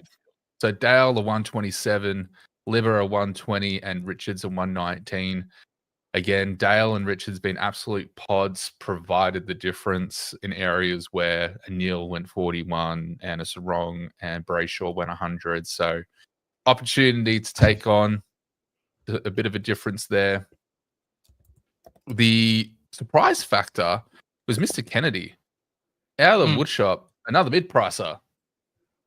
Another one. Probably one of the better ones we should have looked at and didn't give any consideration to. So really just a missed one. Potentially could correct him if, a Chera fails or what have you there. Maybe a Perryman correction potentially. You've got some DPP flexibility there as well. The relevance of Fraser actually looks very interesting. I am going to open up the heat map just because we have heard reports that, again, we saw him without Dale and he had a really nice halfback role. And then there was also reports of him getting thrown into the mids with having both Bont and Treloar out. Just lots of opportunity for this man. I still think he's a very viable option if you started with him. Do you potentially downgrade to him from a Perryman? I'm okay. Oh, no, we've got Mr. Kai. He's entered. Didn't miss Mr. Kai. Mr. Kai's rushed in. He did a lot of running just to get here for you guys. So welcoming him. We'll give him. I'll actually get him to take over this for me because we've all spoken way too much. Kai, are you ready? Can you take over for me? Yeah, I'm fine. I'm just trying to bring up the poll that I had earlier, and just to give me some better insight. Easy. This was one of the games that I actually was able to watch along on the weekend. Well, that's good. North were half disappointing, and then half you could see the improvement in them. And I think that D4, D5 range is kind of so much up in the air. I mean, Fraser was interesting, but that role, I don't know if it holds with Dale and all that chaos, and with Sanders. I think Bevo's trying to still be Bevo, and I feel like something's going to change there in 2 weeks' time in that midfield mix. Sanders looked meh, to be honest with you. Davidson, again, he didn't look too popular, but that's that wing role. We know it's up and down.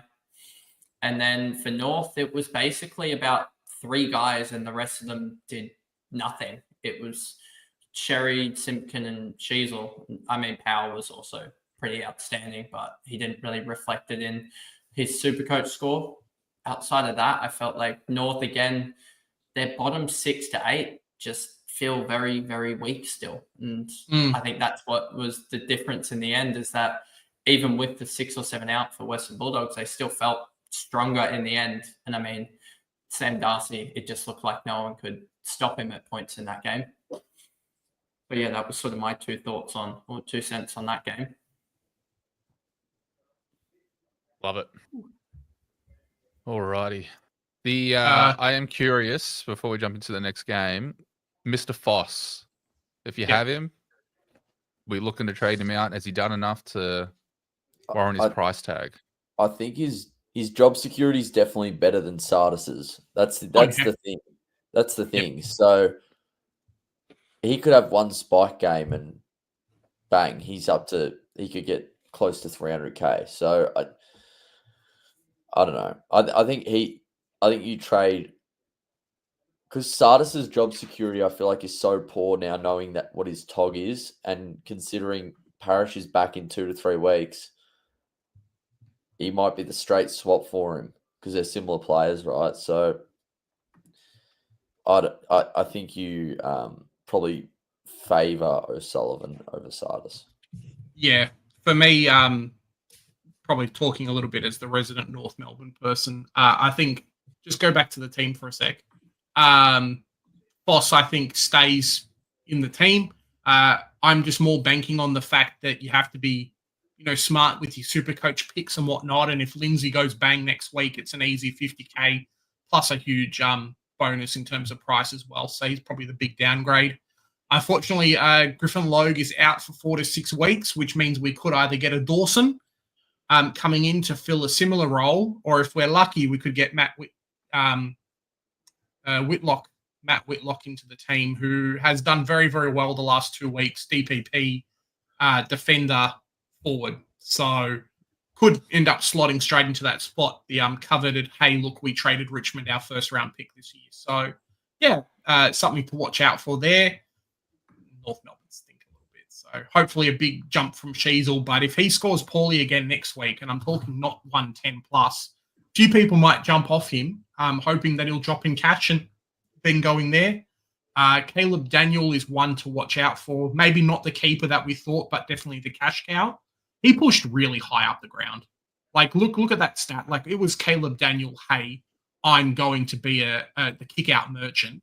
And then, midfield, defensive mid, but then pushed quite high up the ground as well. So we saw it in the game versus Melbourne, but he definitely pushed, like, maybe the heat map doesn't show as much. But, yeah, he did quite well there. So, yeah, just something to watch out for. Constantine may be a pick, but you got to wait for him next week. He'll keep his spot. He'll be best 22. Maybe we'll let God do this one, considering he's the... Of course.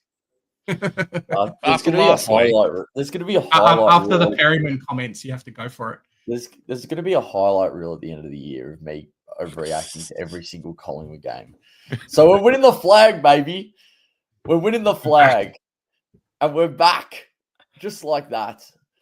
Oh, it's good. It's a good feeling, isn't it? I was at this game, and oh my god, I couldn't get enough. The Triple M's, Membry, McStay, Myercheck, just popping off, and then I don't know. Just Port were terrible. I mean, is this what they're going to be? Probably not. They'd have to improve. They'd have to have a bounce back game against Richmond, you would have thought, but. Yeah, I mean, very concerning signs for Port. There's a 140 point gap between Giants and Port, so that's something for you. But anyway, Houston, what a superstar. Where's all the Port love in the chat? Come on, guys. Not Port, sorry. Pies. Sorry, not the same thing. Yeah, mate. I heard we're $10 to win the flag on Sportsbet. Mate, just get on it. Anyway, gamble responsibly. Dan Houston, 132. What a star, mate. I mean, we just got this man for a bag of chips. A bag of chips and maybe a half a donut. So we take that every day of the week. 132 Supercoach. If you started him, you'd be pretty happy, you would have thought. Obviously, no early price changes or anything, but that doesn't matter with a premium like Houston. So, yeah, you'd be very happy if you started him. Looks like he's going to be scoring pretty well all year. Once again, Tim Membry. So, what's his price? I don't think it's any Supercoach relevancy type of price, but I don't think it might be just under 300k, just over 341. Oh, okay, so don't get him in. He's not a pick. But if he was about that 250 amount, the way he played, if he kept that up, he could be a pick. But no, don't pick key forwards. But yeah, Ned Long. Now I want to talk on Ned Long because I didn't really look much into Collingwood's Supercoach scores throughout the game, but I was there. I didn't really look at it after. I only realized Ned Long scored. I knew he played really well, but I only realized Ned Long scored 113 when I opened the Supercoach app when Supercoach opened up again, and I couldn't believe it. And I actually don't hate the pick as much as some people do hate the pick. And I'm going to get more. I want to talk about Perryman before we talk about Ned Long, but I will get into how both of those picks intertwine with each other. Steele side bottom, 65% CBAs, best on ground by a mile. Maybe not by a mile. Houston was pretty close, but yeah, Steele side bottom, best on ground. Looked like he was 24 again. Loved it. Not Supercoach relevant, but looks like he will be getting a few more CBAs this year. Crispy, not a pick. Dacos, gee, you'd be stiff if you started this bloke. I mean, you probably were expecting him. I think his history against Port's pretty good. I think it's okay. It's pretty good. You probably didn't want a 98, but look, you've started him now, and he's gonna be a good player for your side. So no trading Nicky Boy Dacos out. Pat Lipinski wing, don't touch him. Josh Dacos. Now he's gonna get defender DPP. It's almost already a guarantee. So yeah, I'd be having a look at him, but at the same time, I think Houston might hurt his scoring a little bit. I probably wouldn't be touching him during the year, considering we've got other options that are probably going to score more, and his price will rise by that point anyway. Who else do we have here? Darcy Cameron. Yeah, look, I know my boy Wiz, he picked Darcy Cameron over Flynn at flex, I believe. Might have been R2. Might have been R2, but you'd be really annoyed. Darcy Cameron was never going to score well on a big-bodied ruck. It doesn't happen. He only scores well on those slight athletic rucks, like Tim English. He'll score well against Tim English this week. I guarantee it. But yeah, don't trade him out. He'll score well this week, and he's got a pretty good break even, I think so. But yeah, it could be concerning. Perryman. Now, let's get into it. This is what I really want to talk about. Here we go. We've been waiting all stream. 72 people. Let's go. Where's the Perryman? Everyone, most people have Perryman. More people have Perryman than Short, I think. Maybe that's wrong. Okay. But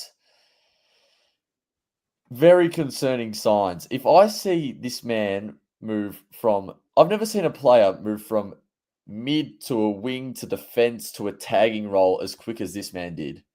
It is ridiculous. I couldn't believe it. Now he had what? He had 62% CBAs, I believe. Something like that. 42, sorry, yeah, 42. Yeah. So CBAs went down from last week, and they also went down from the Pracky match to round 0. So it's deteriorating, and that's not a good sign. That's not a good sign when we're looking at a player who we want to get to 500k pretty much. So what I see Perryman's role being in the future is he's either, as soon as Jordan De Goey comes back, they need to play Ned Long, because he's gonna get the ball at the source. He's gonna go in and under. He's gonna play that Tom Mitchell role. Tom Mitchell's timeline, I think, is indefinite. We don't really know when he's coming back. So Ned Long is going to play, and he's going to have to play, or it's going to be tough to win games. And that sounds ridiculous. I know it sounds ridiculous, but we need to win clearances. And Ned Long is going to be that guy who just bulldozes his way through and gets that handball off the ground in a contest out to a Nick Dacos or a De Goey and whatnot. Perryman's going to surely but slowly move out of that midfield, and I reckon he's going to end up on a wing, just like he did at GWS, wing defender. And he's gonna become a tagger. I don't know. It's one or the other, but he will not be a CBA mid. And if he is, Pies are not going to have a very good year. But anyway, you were meant to tell me this, Goss, before I traded him in. God, yeah, I was meant to know this before.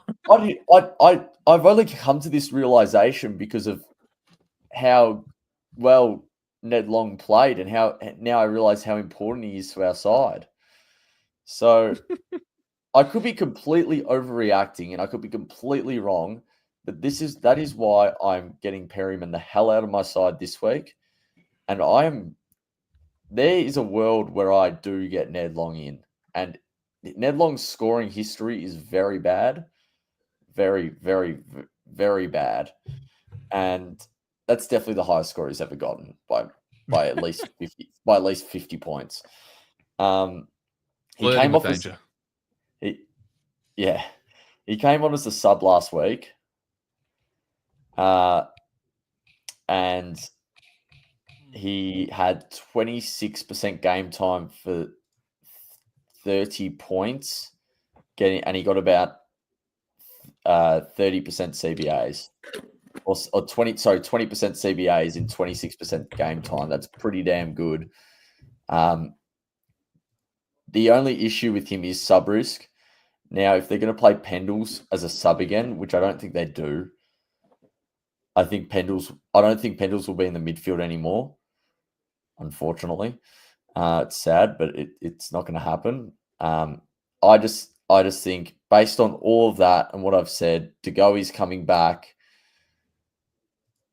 I think Perryman gets pushed out of that midfield because we saw he was good in round 0, but we saw with the pace of the midfield that it just had to switch up, something had to happen, and I think that's the way it's going to go. I've talked to people about this. People think I'm ridiculous for even saying this, but then again, I think it is the right way to go. If I was the coach at Collingwood, that's what I would be doing. So, yeah, very concerning for Perryman in my eyes. Boys, what do you reckon? I think he's probably going to be the most traded out defender this year, and a lot of people going, there you go, watch Pez get 150 after 50% of people trading him out, potentially. We've got Captain Flash here. I've traded for SDK plus 80K. There you go, definitely almost making as much money on a trade as what you probably want to. Maltesing says, think they'll be rotating older players as subs. McRae said so in presser. I think some people are saying Pendles might end up being the sub for a while, so we'll see what happens there. If you go to the next comment, it says Pendles will be starters sub most 6-day breaks. I think that's true. What's this one? This one's a 6-day break too, so he'll probably be sub again. So that is exactly why I like Ned Long. His points per minute the last 2 weeks are ridiculous. Can we pull up the heat map? Yeah, pull up the heat maps. So that's Ned Long. Juicy. He could be the sneaky pick that no one's talking about. Yeah, I'm the only one bloody pushing him, but I mean, I guess at the moment I don't even have the balls to pick him. So I guess he's like what we were hoping Ed Allen would be as a pick, right? Yeah, exactly. And also with Sullivan played. Craig McRae said in his presser that the only reason Sullivan played over Ed Allen was because of the matchups in the midfield. So yeah, that's the only real reason I think Ed Allen didn't get picked. Yeah, Chicken seems to be keen. Needs a 77 to hit his break even. He's doing that against the Dogs. I guess the only problem with that, Chicken, is that a lot of people want opportunities. So if the likes of SDK is going to jump up to 450K, potentially that's 150K turnaround in a week that you don't have, and you've got a potential keeper in a Geelong ruckman. Kaz is saying here, I was at the F1 on Saturday. Good question. How bad was Perryman actually playing as opposed to the role? He passed the eye test to me versus GWS. I mean, we look at his stats, went at, it doesn't show their disposal efficiency. It's 13 touches. Yeah, so he went at 92%, but only had 13 touches. So his ball use was okay. He just didn't see any of the ball. The score could have been a lot worse. It was basically just the second quarter. He just stunk it up with 2 disposals and no non-disposal points. So he had like 1 fantasy point, which would have been 3 or 4 Supercoach points. So he just was non-existent. I think at this point, all of us in the chat were going, this is a bad one. But I think one thing also that needs to be talked about with Perryman at this point in the season, before we hit the first set of price rises, is that if you are going to move him up or shift him on, you almost have to get to a point of nailing that shift, because there is 40 trades. So whoever you are trading them onto, like there's big discussions about homes and stuff like that. Whereas I'm thinking, can I fix up my cash gen this week with all the midfielders and all the other guys? And then Perryman's, what do we say, realistically a 70, 75, most likely as a bottom out score type of range. that's going to hold him around the 410 anyway. So I can wait a couple more weeks and then know who is going to be a top 6, get through all the early buy guys, and then be able to upgrade because some of these rookies will have their first price rise. So he might turn from, instead of being a fix-up trade to a rookie, to a mid-pricer, he's the first upgradable guy. Yeah. No, I'm very happy to go up on Perryman and just get a primo. To be honest, I'm sick of the pick. I think he's going to be a good player for us, but I don't want a player playing 4 different positions in one game. In all honesty, but yeah. Yes. All right, boys. It's that time. We're getting close to our massive stream. I'm going to quickly run through the rest. We're just going to talk about some really interesting people. I'm going to pass it to you guys for each player. I just want quick thoughts on whether they're a keeper, if you've got them, or a must-have. Connor Rosie, you had him in. You were happy with the 128. Are you looking to pivot to him from a mid-pricer? Kai, what are your thoughts? No, I think still hold the mid-price until first price rise. Beautiful. But though, God, I'll get you to comment. Finlayson. Some people brought him in because they like the role. Is Finlayson a trap? Is he still baiting us? Mate, he might get dropped this week. He was terrible. He actually might get dropped. It's really realistic, but yeah, no, don't pick up Finlayson for the love of God. Couldn't agree more. He had the horny man, 83. While being tagged by Perryman, I think this is fine. I think most of us started him. Don't move him out. I've seen some people trade him out for like a Smith. Don't do that. Hold him, save your trade, figure out another way to get Smith in if you haven't got him.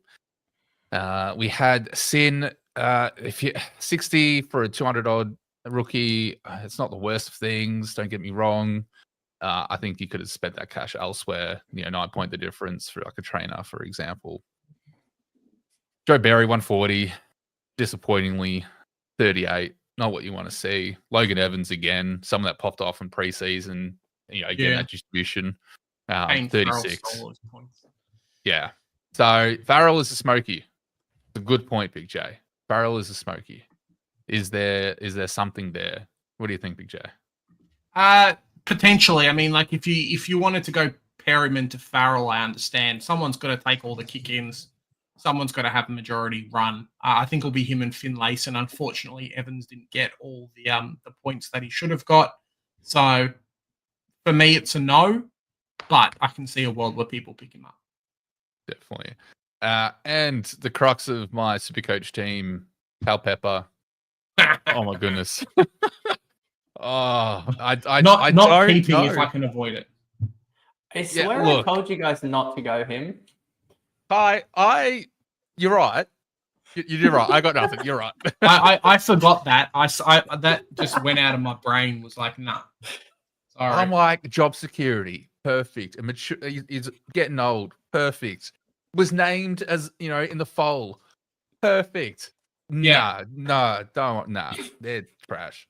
Mate, he might get dropped. He might get dropped from the leadership group during the season. Apparently, there was a hit where he could have copped a suspension. I want to be given a reason not to keep him. Yep. Like, make him not listed. Get him off the list so I can move him, please. Oh, I could rant. I think everyone's had a fair rant about Bell Pepper. So we're gonna move along. Look, Kai, Isaac Rankin, did he do enough? 128. Wasn't his CBAs like 30% or something like that? And this is the question, and this is why I posted about Perryman, is just these games and making these big swings on almost outlier results is hard. 37% CBAs. I think he stays similar to last year, maybe 5 points improvement. What's that? 95, something like that. I don't see it being regular. Yeah, you take it as a starting pick. For sure. Yeah, for sure. I think this is like, we're probably not as harsh on the details of how Rankin got to the 128, because if you had Rankin, most chances are you didn't get Smith, or you were smart enough to get both. That wasn't me. But 128 made the fade on Bailey Smith for the first round, not hurt as much. So very happy with that. Jordan Dawson, Mr. Fix-It. Big J, what do you think? I love him. I think he's great. Should have scored a lot more than what he did. Took a couple of intercepts. Did a lot on field. Just didn't score much. Had him and Rankin in this game. Was very happy. First year I've ever started Dawson, and I know a lot of people didn't start him due to what happened last year when everyone started him. He didn't do that well, and I felt like that halfway through the game, and then he started to kick goals as well. I'm like, oh, he can kick goals now. Okay, cool. No worries, mate. He just, should have scored more. Yeah, I think Dawson just has his signature 50-meter bomb that just always seems to go through the goalpost. I think he's done it every game so far. He's got an absolute kick on him. So, look, I think 103, the forward time may be a bit of concern. I definitely think the summary of Dawson is he's the Mr. Fix-It. He will be wherever he's needed for Adelaide. Felt like Saligo took a lot of his points too as well. And he didn't get any kick in because Worrell took all them. So just I'm a bit concerned, but we'll be okay. God, Mr. Favourite mid-pricer at the preseason, Mr. Peatling. Baggers is not happy. Just can't use the ball. It's as simple as that. He can't use the ball. Look, I only watched the second half of this game, so I can't really speak much on it because I'd work. But from what I saw, Peatling was okay to very average. If you have him, you have to hold him for a week. He had 19 touches, so just kick back, relax. But yeah, definitely concerning. I don't know what his CBAs were, but 43. Yeah, you hold that. What is he? 350k. You hold that. Yeah.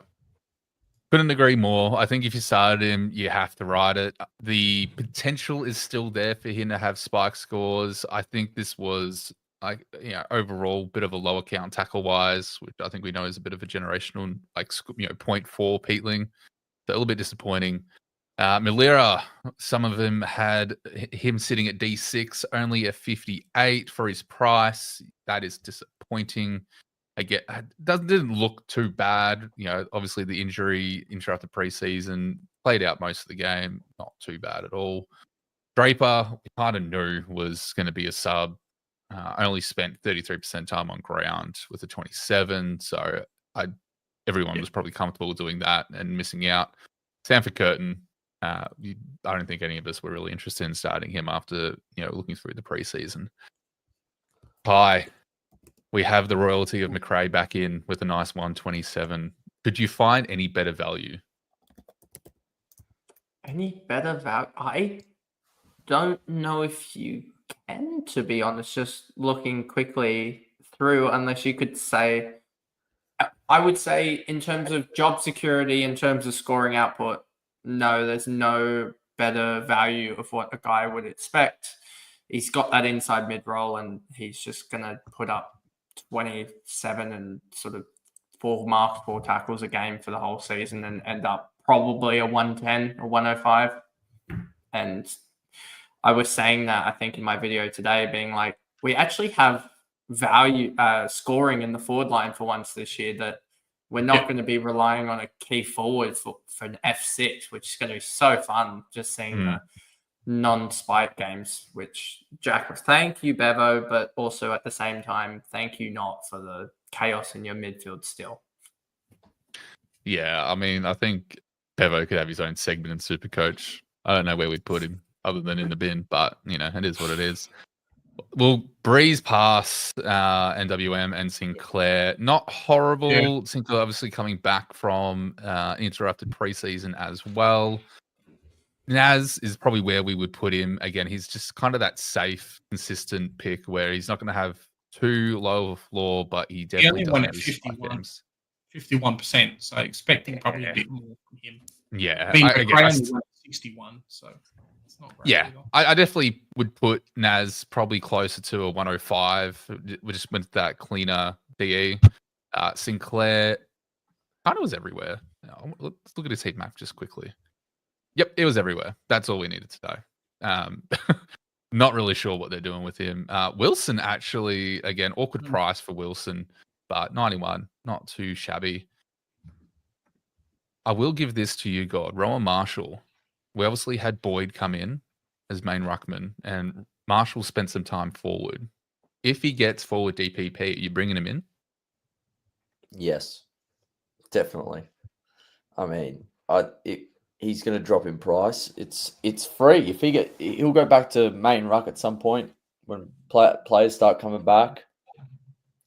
He'll probably have more mid-time than other years, considering no Max King all year. But is it all year? Is that right? Or let me bring up the St Kilda injuries because I think he's probably back 4 pages. For the bye. I don't think he's that long. Okay.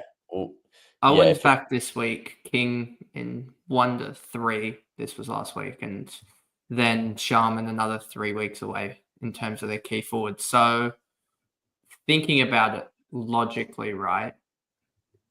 Marshall's got 3 or 4 games as a key forward. That should get him enough forward time to get the DPP.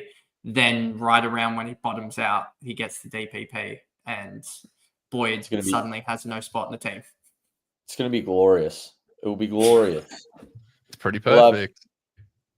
And he's got a good buy as well.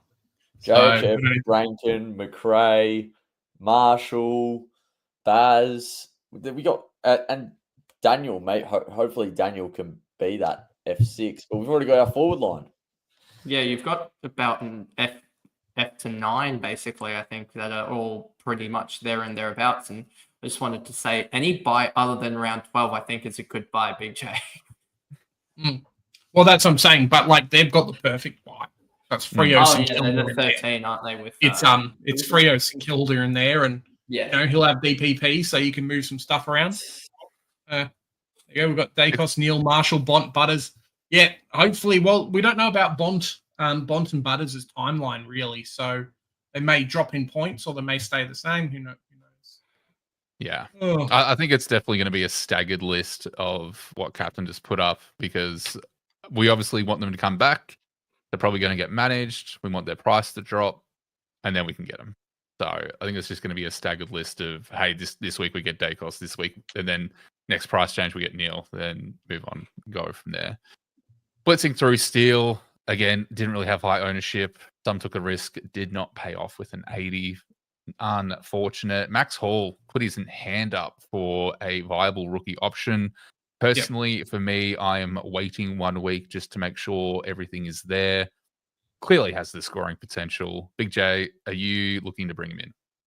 Yeah, depends for me what happens with a couple of other players, but he looks really, really good.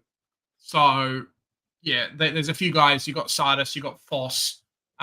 More just depends on like what happens with a Stone and a few of these other players. More than anything else, like Pal Pepper down to him is good. Davidson to him if Davidson's not named or just ends up having a crappy break even and you want to do a lot better. Like there's potential for him, definitely. I went Hall to Levi Ashcroft before Ashcroft played. So it's a bit of a, if you like, I had enough money in the bank to do it. So I just did it. Maybe could have thought through it a bit better, but yeah, I don't know. Take the good with the bad, I guess. It's still a win-win situation there. Yeah. Should I make, some people did have him as not a basement rookie sitting in the 200 price. You hoped he did a bit more, but not overall too bad. Boyd, for a 99k rookie, a 63 is perfect. Again, looks to be kind of the main ruck doing some work, big body, setting Marshall down forward is probably the reason why we're going to have such a perfect storm with Marshall in the rounds to come. He's just sitting at your R3 most likely. So perfect things just to help generate some cash and then move him on. Garcia is a 54. We have 61% time on ground. Let's just have a quick look at the CBAs for Garcia. 37%. Oof. Kai, what are your thoughts on Garcia? Oh, these are the ones that can absolutely go one of two ways here. So, Garcia, 37%. That was roughly about the same as Rankin and Peatling for reference in that, I believe roughly about the same. And you saw their scores. So I think Garcia, he's the type of guy that can pull 70, 80 out of him from just a small forward role. I'd be tempted to hold for just another week because of the forward status. Yeah, I like it. I definitely think Garcia, the role is somewhat there, considering he only had 61% time on ground and still had 30% CBAs. I think the role is looking okay. Again, pretty low tackle count for what we considered a tackling machine and what we liked when he popped his head up last season. So I still think we give him a hold, give him a chance. I think with these rookies, they're just leading their way into the start of the season, as most players are. So definitely a hold. I wouldn't necessarily look to trade him out just yet. Hasty is annoying because he actually did quite well with 39% time on ground, picked up a 53, just had some really good moves, stepped into defenders to get a kick into the 50s, was looking solid. And then Ross decided to sub him instead of Hill. What? I don't understand what's happening and why Hasty got subbed, but I mean, I picked Hasty instead of going like a Henderson, for example, and I second quarter, loving it. Yeah, he was a bit quiet, but I was like, good pick, going to generate some cash. Then all of a sudden, I hear he's subbed and had a little cry, but that's all right. Liam O'Connell, nothing too crazy to touch on, was probably one of the cheaper rookies we're watching or bring in just to free up some cash. Unfortunately, one of the ones that did not provide anything useful. Yeah, Jay, did anything else stand out from you from this game before we move along? No, probably just the amount of rookies for St Kilda we have to think about. I mean, Max Hall being the biggest one. I told people don't pick Jack Steele, so if you did, unlucky there. It's not too bad. Love it. We're going to jump into probably the most intense game, I would say, probably of the round. Yep. And the one that we probably had the most to lose on, in the sense of having to take away a TDK VC score and trusting it in Gawn himself, who unfortunately never again just didn't get there. So we're going to blitz through this. We've all kind of seen it. It was a really good game overall. I will say the matchup between Gawn and Keith was not as easy as I thought it would have been for Gawn. I thought Gawn would have run around him. Still had 46 hitouts, don't get me wrong, compared to 14. But that last Aaron. Goal... Catch you later, mate. See you, mate. Mate. Tomorrow, 7 o'clock. Or 6 o'clock. Yeah, just he missed a goal from like, was it 15 meters out? Not too far. Yeah. Just rough. Just a little bit rough. Still, again, great score. We're not going to complain, but in comparison to having to lose the VC from a DeConning 143 or something rather, just hurts. And he got scaled down a heap after the game as well.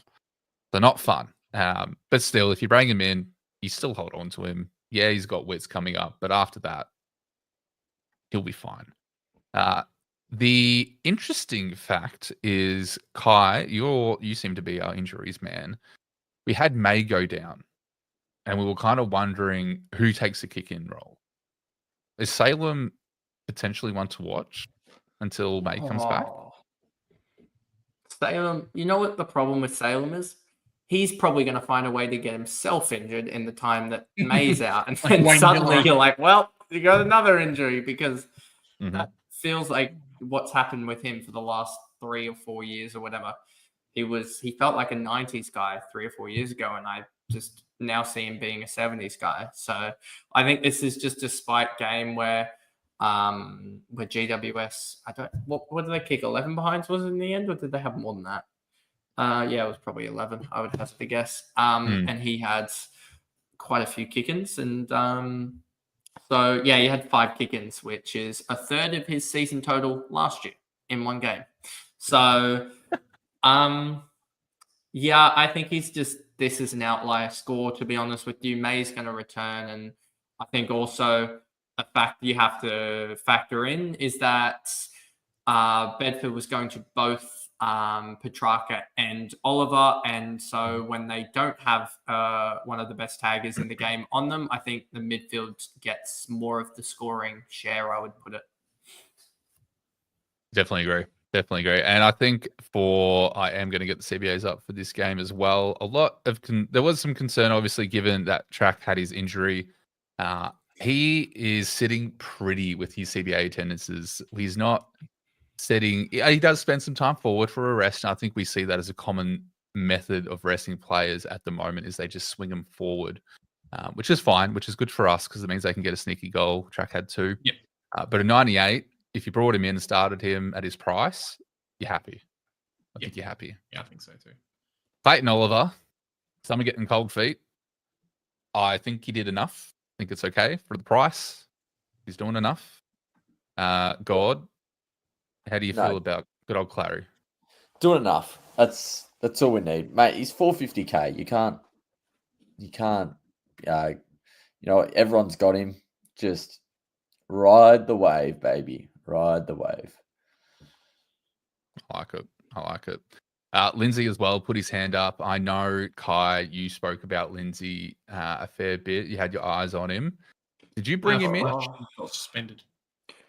I think he was my way to get Levi, I believe, which was annoying or something to do with them or whatever. But yeah, if we hadn't heard talk about Finn O'Sullivan having the half back role and that Lindsay was, and I think Dylan Alexander said this best, was he's going to play half back. He's going to play half back. And everyone's like, nah, he's going to play wing. Lo and behold, didn't see it pretty much the whole of preseason, and then he just rocks up half back. So that was annoying that Foz was there instead of Lindsay. But at the end of the day, we still have another couple of weeks to correct that, which is basically the thing about rookies is you're still looking for the role-based rookies comparative to the, I guess, the ones that just popped a big score. Yeah, definitely agree. Definitely want to watch over the next week to make sure that role is indeed the halfback and it is his. Again, after the performance that he had, I think we are pretty confident, but always good just to make sure. Because as Kai said, you want to make sure when you're making these corrections that they're going to the right people and you're not having to correct the corrections that you make as well very early in the season. To me. Yeah, exactly. That's exactly. So he's like, don't attack me. Don't attack me. That's exactly what I feel like Ned Long will be for me. But oh well. So you got to risk it sometimes. Flash is saying here, Clary will average around 102, reckons. Is that fair, or are we expecting a lot more? I reckon he goes more. I reckon he goes more. He had 4 free kicks. I'll back him in. Against. I'll back him in. I like it. We're at least seeing him get 100. I think we're quite confident that this was just, the rain kicked in very heavily as well. Like, he got really scrappy for a moment. I definitely think we could expect probably at least a 105 from good old Clary. We'll go into we're going to quickly touch on Johnson just because he's not really an option because he is suspended for 1 week. So if you had him and you don't have like a Stone potential loop you can use. Otherwise, if you have Stone and Johnson, you're just going to have to field who you can in the best of 18. Big J's getting called out. He doesn't. I got both. I fell asleep. I thought I made the best trade. Johnson down to Henderson in the midfield, and then ended up throwing in baby Ashcroft. I was like, cool, whatever. And then I woke up and then I was like, oh, the trade didn't happen. Okay, Johnson scored 60. I'm all right with that. And then now he's suspended. I'm like, thanks. Yeah. I think apart from the suspension, I definitely think he's going to be a decent option to downgrade to when needed. I think he'll be best 22, to be honest. The way that he's been playing, he's their instant second ruck key forward, even alongside Van Ruin, who comes back. I think he's locked in the position. So they need him on the field. Definitely. Henderson did well for a 99k rookie again, 55, pretty good. 78% time on ground. you'll love to see it. He played more than bloody Sardis. That's crazy. Langford sub 18. Just shame. We're going to speed through these last two bits because it is getting late, ladies and gentlemen, but we appreciate you guys being here with us. Whitfield had a bit of a slow start, but managed to get through a 128. If you started him, very, very happy, especially if you faded Sheasel. So you got a little bit of a spike score. Green, first game back, 115, amazing. The really interesting part, which I'm sure we were all wondering, is how is Finn Callaghan going to go with Tom Green in the team? And I think he's just a solid mid-pricer pick. I think we're very happy with that. Bye. Did you start him? If not, are you going to bring him in after his bye? Let's put it this way. Out of the 400Ks, I think I got 3 out of the 4 right. And the one that I didn't get right had a big, in day, had a big round 0, so I can bank that price rise. Callaghan, he's fine. He looks, I mean, he did a 104 on 4 marks and tackles combined. And no goals. So I'm pretty happy there. And he came up against one of the stronger midfields if they get back to form in Track, Oliver, and who was it? Viney. I was going down the list and still couldn't find him, and I was getting into the rookies. That's how bad Viney had the game. Yeah. So I was very close to starting Callaghan. He was in, as soon as we kind of saw that breakout, I locked him in, but thought the better option is to start a Chera, ride him through the buys, and then pivot if Callaghan is exactly who I think he is, which is all positive signs so far. Kelly is a bit of a pod. Some people were looking at 90, not bad. Keith did a lot better than expected against Gorney. Kicked the winning goal. Thank you very much. Not really, because downscaled bloody gone. But honestly, I know some people brought him in as a bit of a cashy. You kind of take it. Let's quickly talk about Stone and Leak. Stone, 42. I don't think with a 64 or 62, now a 42 in the system, use him as a loop this week because I think we're still trying to figure out who's going to be more viable as a field option. So use him as a loop, in my opinion.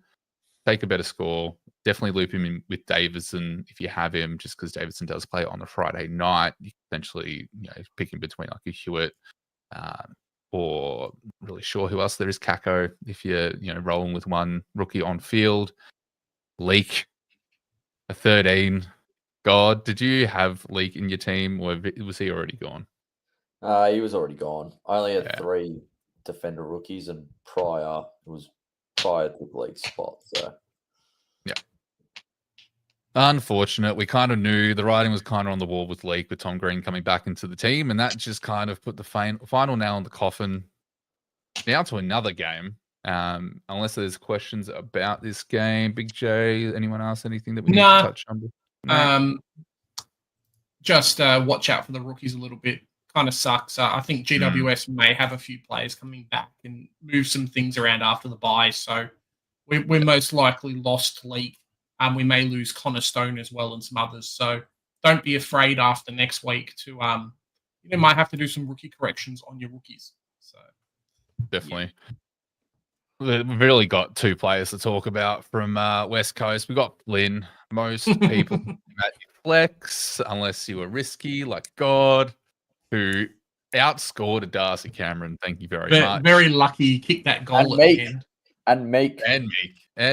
So honestly, if you had him at R2, your prayers were answered. You caught yourself lucky. I actually really like this score. He was up against one of the most restrictive rucks. The hitouts wouldn't tell you that he played well, but an 87 you take. Yeah. I mean, are we holding? Is there concerns that he's not R1 after this performance, where it's a 68 compared to a 13 for hitouts? They were just mucking around in that last quarter. They were just giving Reed a bit more ruck time to I don't know, get him a bit more experience. I don't think they knew they'd lost the game, so Mm-hmm. I think they were just mucking around a bit at the end there. My only thing with Flynn is that Scott Father will attest the same thing, is that if you've got him at flex, maybe not so much R2, but I have seen a few other ruckmen there and then him at flex. There's rookies who are scoring better than him who might have a better 3-round average for a lot cheaper. And there's some real value in going him to like a Hall, for example. You're going to make a lot of money and have a lot of money to start with. So just have to be careful. For sure. For sure. I think the one thing before we move along from Flynn is an 87 against one of the tougher rucks. Yeah. Probably says that this is pretty good. Is a floor score. And for a floor, there's probably some massive upside to some scoring capabilities. Look, if he comes out and scores a 120 next week, I might consider going Gawn to Flynn to open up a lot of money. Mate, if he goes that could be 2 primos potentially. If he goes 120, I'm a genius. Yes, you are. Yes, you are. I think I was the first person on Flynn R2 originally. I think I got Flynn R2 like when Supercoach bloody opened, and then mucked around with it a bit. But no, he'll be all right. He'll be good. That's good. It's good. Elijah Hewitt was not the sub, which was a sigh of relief for most of us. 52, considering some of the more disappointing scores, I think you just kind of take it with the consideration that DPP is quite valuable, just to help you move around on the bench as well. Hi, anything stand out from you for the West Coast Eagles? No, not particularly. I think, as you said, Hewitt, 52 after basically not doing anything for 2 weeks is probably pretty good. I think he's a 60, 65 type of guy. And having him in the M10 spot for me pretty much opens up everything, as I now can wait on selection committee because Patton, Eaksy. Yep. Definitely agree.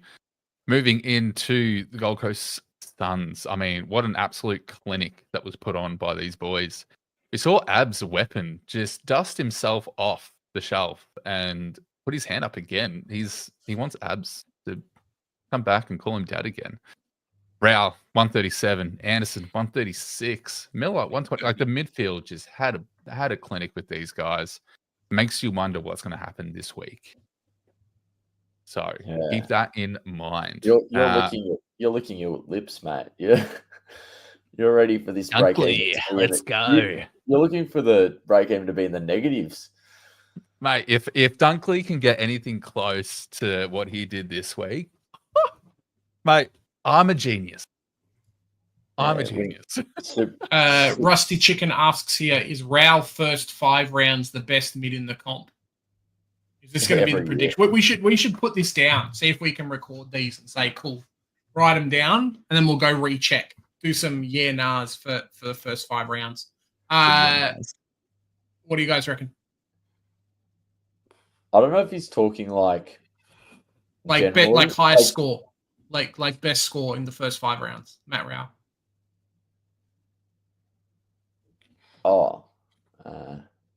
Definitely up there. Yeah, every year he does well at the start of the season. Though it's like in his draft, the year after he got drafted, he got 9 votes in his first 3 games. Yep, yeah, he did. So, yeah, you know what? I'm just going to start Rao next year. He's guaranteed a 130 average for the first 5 weeks, and I'm going to. There you go. Yep. Yeah. I love it. Bailey Humphrey got a 104. There's my Hugo replacement, 100%.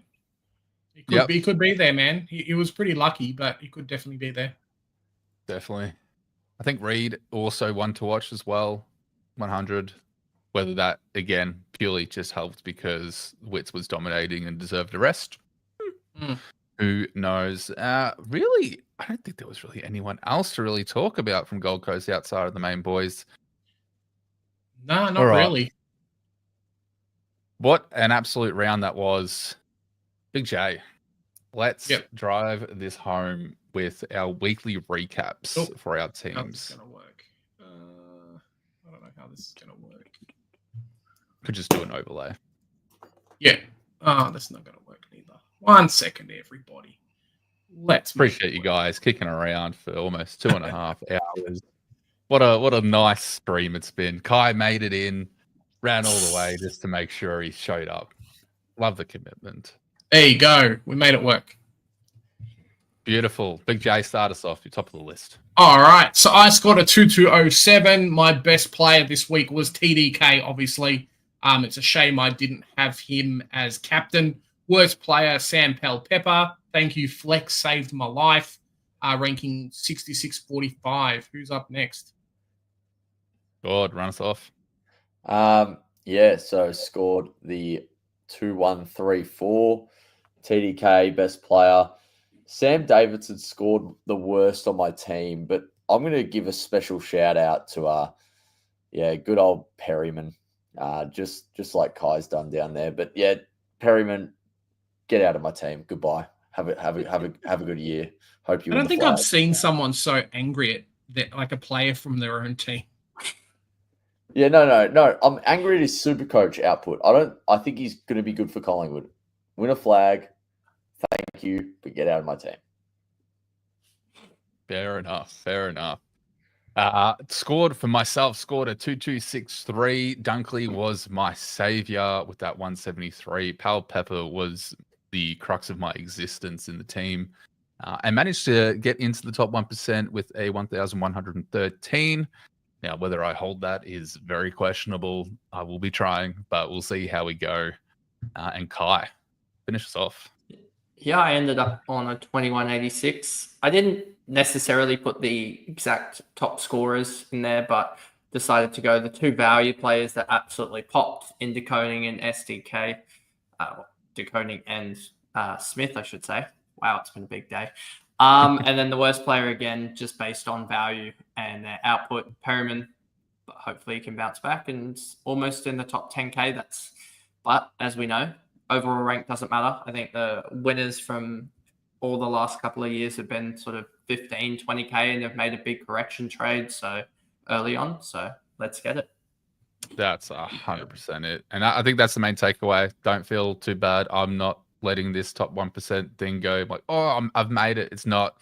There is like 60 points difference between me and Big J's score, and the ranking is like 6K difference. So I was going to say it was something like 100 points from like, what was it? Somewhere around me to you, rookie, but then 180 points down to like 80K ranking or something like that. Yep. It's just, and that's the just way it works. It's just start of the season, first game in. It's really from these rounds. That's a Neil captaincy difference between top 1K and 80K.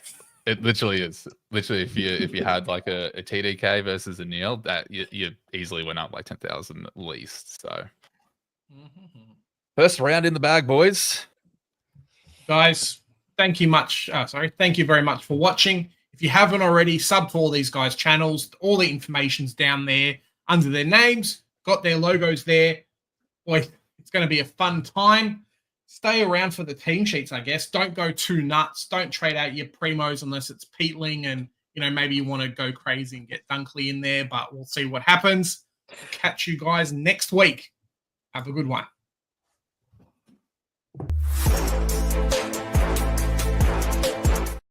No, that's the